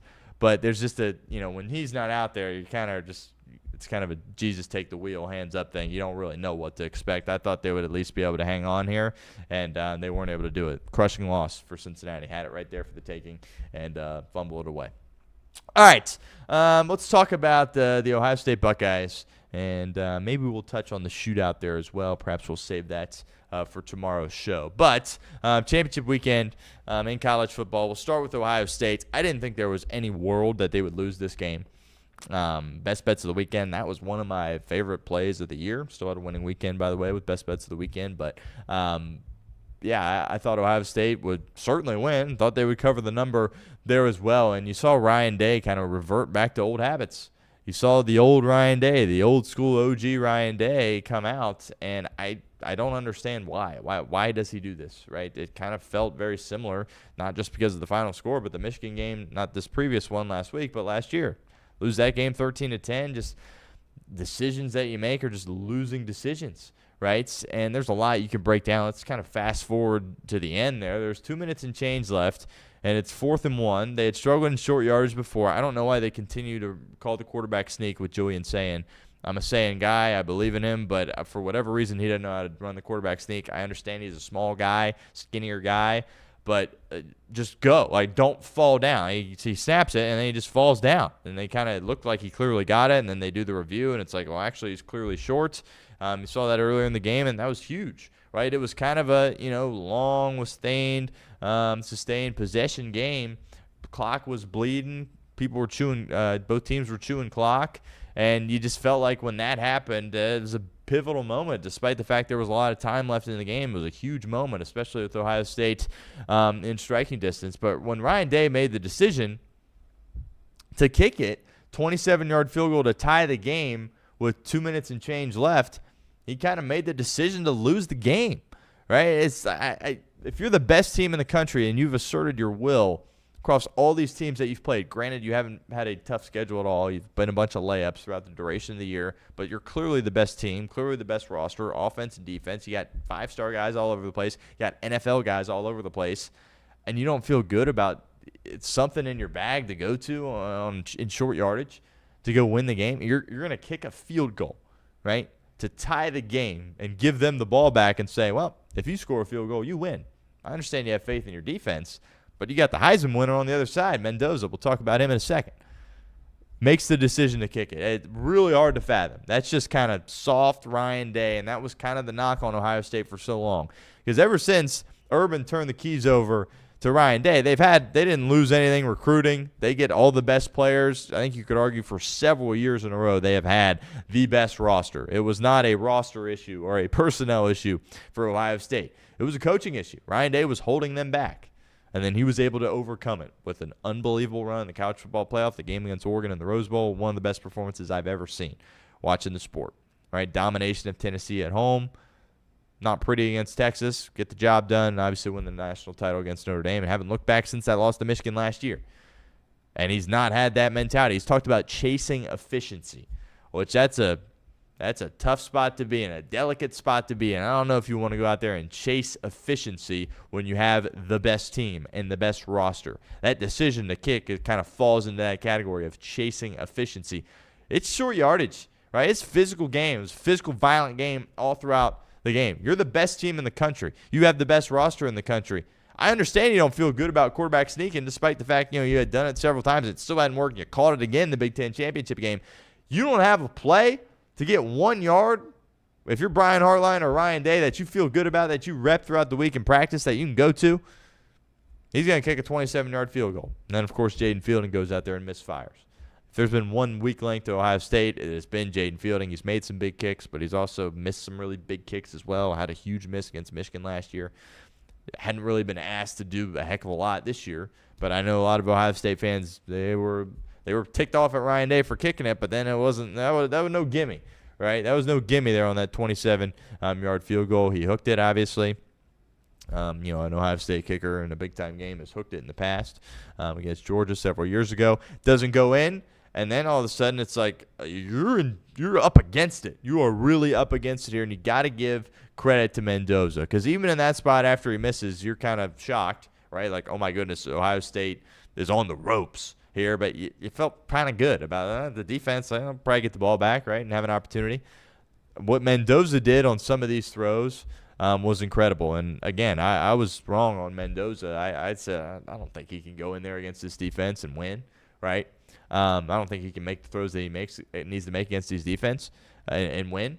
And there was good coverage throughout the game from Ohio State where he had to put it right in the right spot, and Mendoza just was throwing dime after dime after dime. And that last play call, gutsy by Cignetti, going deep, and they get the first down. It was huge. Mendoza was incredible in the game. I'm still not, some team is going to get tricked into taking him high in the NFL draft, which I believe is a mistake, right? But got to give credit where credit is due. He went out there, and it was kind of felt like the Heisman Bowl, and he won the Heisman. He should absolutely deserve to win the Heisman. I know Pavia has gotten a little bit of momentum here. It was a low-scoring game, obviously, but Mendoza deserves it. He was incredible. Again, didn't light up the stat sheet. Nobody does against that Ohio State defense, but he took some big-time hits. He was all bruised and battered throughout that game, so was Sayin, and Mendoza handled it a lot better, and he made big-time plays. And he deserves a lot of credit for that, and they pick up the win. They go in as the 1 seed.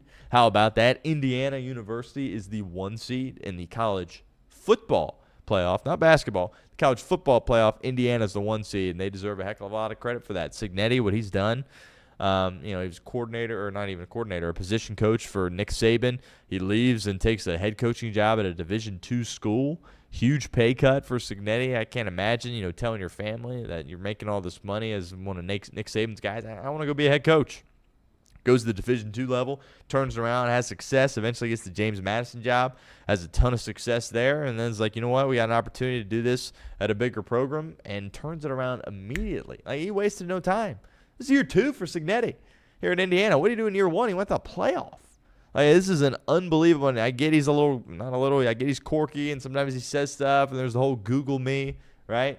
Well, if you Google him, it says he beat Ohio State in the Big Ten championship, and he's the 1 overall seed going into the playoff. Pretty impressive. Deserves a heck of a lot of credit. And, some people out there are saying, well, imagine if this was several years ago before NIL. He wouldn't be able to do this. Okay. Congrats. You're right.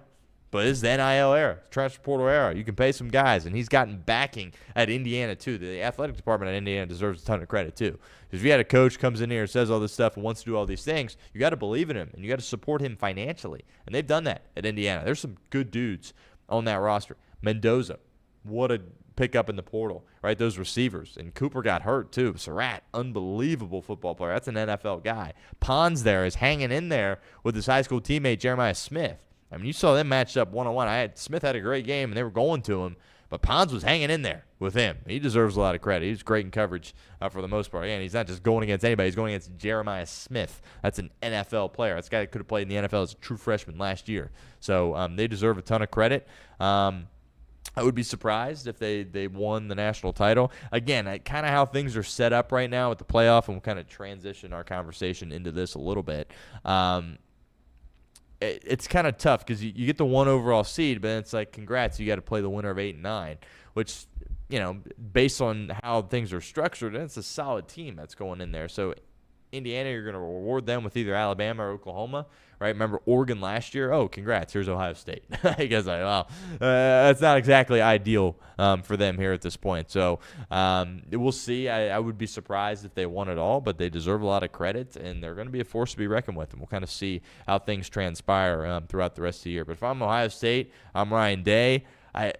What are you doing? You had it all there in front of you. You have the roster. You have the guys, and it makes you wonder, like, this Heartline thing, is it a distraction? Right? I mean, clearly it's a little bit of a distraction. He's taking the South Florida job, still going to stick around and call plays. We'll see if that happens still going into the playoff. But you don't have something you can go to on 4th and 1 or in the quarterback sneak with your Big Ten, not your season on the line, but your Big Ten title hopes on the line. And I know there's some people that are going to be dismissive and say, they'll still win the national title. When's the last time you won the Big Ten championship if you're Ohio State with having the best roster in the sport for several years? It's embarrassing. It's absolutely embarrassing. There's no reason that they shouldn't have won that game. Credit to Indiana, but that's an indictment on Ryan Day and Ohio State. Julian saying he's got to be better. He was soft in the game. There was guys open.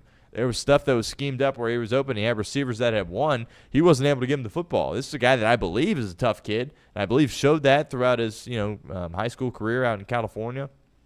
But he hasn't been asked to do that yet in college. And, this is the first time that he got hit. It was the first time that he was really in the thick of it, and he did not handle it well. He did not handle it well whatsoever. And we'll see if they're going to be able to turn around and go on a run. I mentioned this at the top. I'll say it again. Said it going into the game. The whole country should have been rooting for Ohio State. Well, now they've got that team and that roster. Kind of hard to imagine them losing a second game, if we're being completely honest. And we saw how ticked off they were against Oregon and Tennessee last year. I get they didn't lose to Michigan this year, but they're going to have that same energy and violence that they're playing with, going forward. And I think you're going to see a good Julian saying in the playoff as well. You're worried. I kind of felt like this Ohio State team, they were only going to drop one game, and unfortunately for everybody else, it happens before the college football playoff. So we'll see. They still get the bye, deservingly so. They'll play the winner of Miami and A&M. And kind of go from there, and then probably have Georgia after that. We'll see if Georgia loses to the winner of Tulane and Ole Miss. But they're going to have to win some tough games in order to repeat. But part of me is a little concerned, if you were worried about Ohio State repeating, that they got their loss already. Now it's like, maybe that's what they needed to really lock in. I mean, it was cruise control all year. Literally no adversity for this team. Now all of a sudden, boom, there's the adversity. And it's embarrassing that they lost and didn't win the Big Ten again. But as far as winning a national title, this might have been the best thing for Ohio State. We'll ultimately see how things play out. All right, some thoughts here on the bracket. We speculated this with how bad the ACC is. I said, Virginia, they're not very good. There's a chance that James Madison and the winner of North Texas Tulane get in. Ultimately, that's what ends up happening.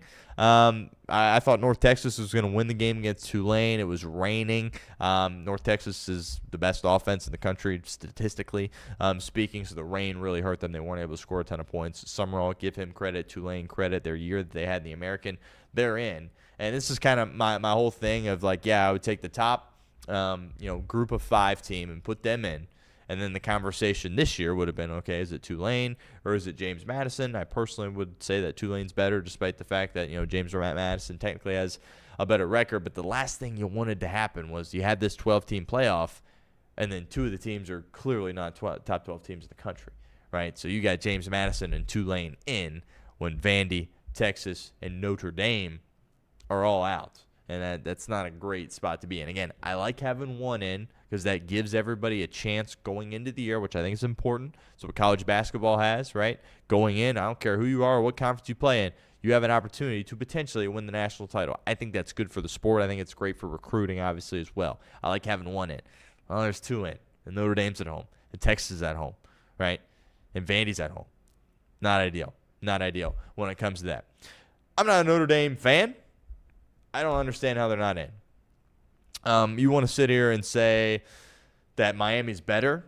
Okay, I disagree. I think Notre Dame is the better football team. But when you look at the rankings, the committee had Notre Dame ranked above Miami the whole way. Whole time. And both teams, all they did was win. It's not like Miami has a signature win at the end of the year. Like Notre Dame was beating up on the same teams, right? They beat Pitt. Congrats. They both beat the crud out of Pitt. Pitt's not very good, despite the fact they were ranked. We all understand that. All right. But how come head-to-head comes into play just at the very end? I don't get that. It should come into play earlier. If it's coming into play, I would argue it shouldn't come into play, right? That shouldn't be, well, Miami beat them. They're definitely in. Use your eyes, right? It'd be one thing if it happened 2 weeks ago. Right? It'd be one thing if it was kind of the BYU Tech situation, right? That was week 1 of the college football year. Week 1. Again, they didn't blow them out. It was a game-winning field goal that won that game for Miami, and that's what gets them in over Notre Dame, despite the fact that you had Notre Dame ranked above Miami the whole rest of the way while both teams were winning. I don't get it. Now, if you had, when the first rankings came out, and you put the tiebreaker in and said, oh, yep, we're going to put Miami in front of Notre Dame, fine. Or he jumped them a little bit earlier, fine. He didn't want to do it right away, but a couple weeks later he jumped them, fine. That's not what they did. They waited till the last second, and then I assume their reason is because they beat them in week 1. I don't get that.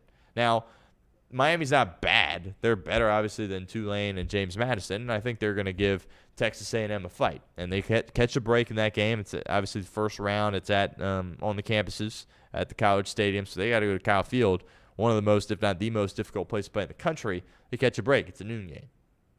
Kyle Field at noon versus Kyle Field at night, totally different. So I think Miami does have a real chance to win that game, but I don't understand why Notre Dame all of a sudden is above Miami the whole rest of the way, and then right at the end, the tiebreaker, put Miami in. And Herb Street was all over it. He was right. I disagree with it. I don't think it should happen. And I personally just think Notre Dame is better than Miami. However, this should be some incentive for Notre Dame. Join a conference. This isn't 1960 anymore. All right? It's conference play. It's NIL. It's transfer portal. Figure it out. Join a conference. I think that may have played into this decision from the committee where it's like, you don't want to play in a conference? Fine. It's going to cost you a spot in the playoff. Right? Everybody else is in a conference or trying to be a part of a conference. Notre Dame just thinks it's cool to hang out here and be independent. Yeah, we're not in a conference in football. We got all our games on NBC. I think that's probably what came back to bite them in the grand scheme of things. Join the ACC, right? Play your football in the ACC. Like, figure this out because this is ridiculous. And the ACC certainly could use another team because they've been bad for several years now, especially with Clemson and Florida State being a mess. Join a conference. Something tells me if Notre Dame was in a conference, this wouldn't happen, even if they weren't playing in the conference championship game. That's something that's got to get fixed. But beyond that, I got no issues. Some people are butthurt that Alabama got in. Why would they not be in? Right? At this day and age with the 12-team playoff, you got to stop with the 3 losses. Like, just open up your mind to multiple teams or with a team with 3 losses getting in, especially if there's further expansion down the road. Look at the gauntlet that they went through. They went to the SEC champion. I understand they beat them in Atlanta. But the SEC champion, a team that is a top 3 team in the country and has a bye, they went into their place and won. That's significant. They beat a Tennessee team that was a top 12 team. Right? They went on the road to Missouri and beat a top 15 team. Right? They beat Vandy at the time was a top 20 team. They got good wins all over the place. You want to stack Notre Dame's resume compared to them? Well, let's do it. Notre Dame, they beat USC. You want a cookie? Right? That's about it. Right? Same with, Vandy. Like, are their wins? They got some nice ones. Do they match up with Alabama? Absolutely not. Absolutely not. So I got no issues with the Alabama Crimson Tide getting in. if I'm an Alabama fan, I'm a little bit concerned going in, right? You have an opportunity. There's a golden opportunity for DeBoer, right? Because he's lost twice to Venables, and then boom, there you go. There's your first matchup. Winner plays Indiana. And they got to win that game. I don't know. I haven't seen the line. Alabama may be slight favorites. But Alabama, they, of course, started down all the way as low as you can get with that loss to Florida State. Then they skyrocketed up, and then really they've kind of hit a peak the week before that South Carolina game, and then it's just been kind of downhill ever since, and that wasn't close against Georgia. Georgia deserves a lot of credit. They look like, especially with Ohio State losing, I think you could argue Georgia's the best team in the country. But they just kind of, they got off to that early lead, right? You get the punt block, turn that into points, pick, turn it into points, boom, it's 14-0. I think Kirby understood, let's run the ball, right? Let's not, take risks down the field. Let's time of possession, and let's kind of let our defense do the work. Alabama couldn't get a first down there for a long time, and ultimately get stymied. And Ty Simpson was getting rocked. He's been getting rocked the past few weeks. There's no way that he's even close to being fully healthy. And I think Georgia just kind of understood the type of game it was and took it to him. And Alabama never had a chance really to ever end up getting into the game. But Alabama absolutely deserved to get in. Glad the committee got that right. The last thing you want to do is diminish, playing in a conference championship like that, especially in the SEC, right? And they did a great job keeping Ohio State at 2. Right, it's Ohio State, I very high on Georgia, but they deserve to still be at 2 and still have that bye. So that you got to understand that these conference championships, teams aren't going to want to play. Like if you say, oh, Alabama, you're not in, why in the world would you play in that game? If you're going to say, oh, Ohio State, you don't have a bye anymore, why in the world would you play in that game? So the committee handled it right. Good that Ohio State got the 2 seed and got the bye. Good that Alabama got in, and that's good for conference championships moving forward. That's our overall thoughts there on the college football playoff. Didn't have time on today's show to really dive into the crosstown shootouts. We'll do that a little bit tomorrow. Reed's going to do it on Off the Bench as well. It just not good. Reed talked about, is Wes Mower the worst coach in the city? Well, it's either him or Satterfield because they got, John Cunningham, those 2 hires. Not good at all. I don't understand, going into the year, it's like, well, Xavier, this roster, what are they doing? Then it kind of became evident that, okay, Trey Carroll's going to be their best player. Let's not act like he's the second coming of Larry Bird. All right, this is, credit to him. Had a great game. 30-point performance in the shootout. Game of his life. Credit. Deserves a lot of credit for it. But you're not going to double him at all. You're not going to say, you know what? This guy's killing us. Let's put an extra guy on him. West said after game, well, we haven't really practiced doubling guys in the post. 1, how is that possible? How do you not practice that? And 2, I don't care. Just try it. It ain't working. What you're doing ain't working. He's killing you. And they let him kill him throughout the rest of the game. Early on, UC was getting in a 3-point contest with Xavier. It's like your advantage is in the post. That should have been a Mustafa Cham game. They should have given him opportunities. They threw it into him a few times. I thought he was soft in the game. I thought he had an opportunity to really spearhead a victory for the Bearcats. They threw it into him in the post. He was soft. He was falling all over the place. He's the biggest guy out there. One of the strongest guys out there on the floor. He did not play like it. And UC wanted to get in a 3-point shooting contest with a team that shoots the 3 way better than they do. UC loves shooting 3s, and they're not good at shooting 3s. That's a problem, right? That is a real problem. And so often in this game, it was like, okay, we're just going to have the ball and kind of swing it around on the perimeter, and okay. And the next thing you know, there's 7 seconds left on the shot clock, and they haven't ran any offense, and then they take a bad shot, right? So it's just like, Wes, run some offense. Do something creative. Stop chucking 3s against a team that's a better 3-point shooter than you. That was like the one advantage going into this game that Xavier had. They could shoot 3s and UC couldn't. And your plan was to go in there and chuck 3s, not take advantage of some of the size things down low. We'll give credit to West for one thing. Went to the zone, saved him for a little bit. Then he went out of the zone. Then Xavier extended their lead, and then he went back to the zone, and it was too little too late. So nice adjustment to go with it, but then he didn't stick with it when he was having success doing it. Didn't understand that at all as well. But I just think, when you have the 4 best players in the game on your team and you lose, that's coaching. That is absolutely coaching, and West got worked by Pitino. And, as someone that supports the UC basketball team, and I've gotten some flack, like I'm a Miami Redhawk, right? But I live in Cincinnati. I'm allowed to pick a side in the crosstown shootout. I think we all understand that. I can pick either Xavier or Cincinnati, who I want to root for. Pick Cincinnati. As someone that's on that side in this rivalry, you look at this coaching matchup and you go, oh, shoot, Pitino's going to get a bunch of these. he's going to get a bunch of them. Right, because it was just a glaring mismatch. When you have a roster that's so one-sided in favor of one team and the other team dominates the whole game, that's coaching. Pitino was unbelievable. Deserves a lot of credit for it. And I don't expect Xavier to make the tournament. I don't expect them to make noise in the Big East. But I think it's a successful year in year one. If you go in year one and beat UC with that roster and, hardly any NIL money being, dedicated towards your team, that seems like a success to me. And, Pitino, that's what he does. He develops. Credit to him for that. And another big-time win for Xavier as they prove that they still own this city. Miami, they lose to Western Michigan. Credit to them for getting in that game. We had Chuck Martin on last week. Appreciate him. And, they were getting hit. They had to go off the freshman quarterback there for a little bit in that game. And, that was a physical football game. Obviously not as physical as what happened in Indianapolis, but that was a smash-mouth football game. Just not able to muster up enough offense in that game. But credit to the Redhawks, successful year. Lots of, seniors out. And, he's always got to deal with his best players hitting the portal and leaving. Unfortunately, Chuck's going to have to continue to deal with that. But just the start that they had was bad, and then their quarterback quits on the team, and they just kept playing. And to get in that game for the third straight year, albeit with a loss, they deserve a lot of credit for that, and they'll have an opportunity to play in the bowl game there as well. Appreciate everyone, as always, for hanging out. We'll get some guests on this show throughout the week at some point. Looking forward to that. And if you missed any parts of the show, obviously, check it out on YouTube or in podcast form there as well, as they will be up later this afternoon. And also, make sure you check out those T-shirts. We got a couple more days of this Black Friday sale running through December 10th. Chatterboxsports.com/store. Use code DOUBLE, DOUBLE. 2 shirts, $40. Chatterbox Bengals, Chatterbox Red, Chatterbox Bearcats. All kinds of stuff up there on our site. Perfect time of the year to get some gifts for a loved one or even yourself there as well. So check those out on our website, chatterboxsports.com/store. That'll do it for this edition of the show. Appreciate everyone as always, and we'll talk to you tomorrow.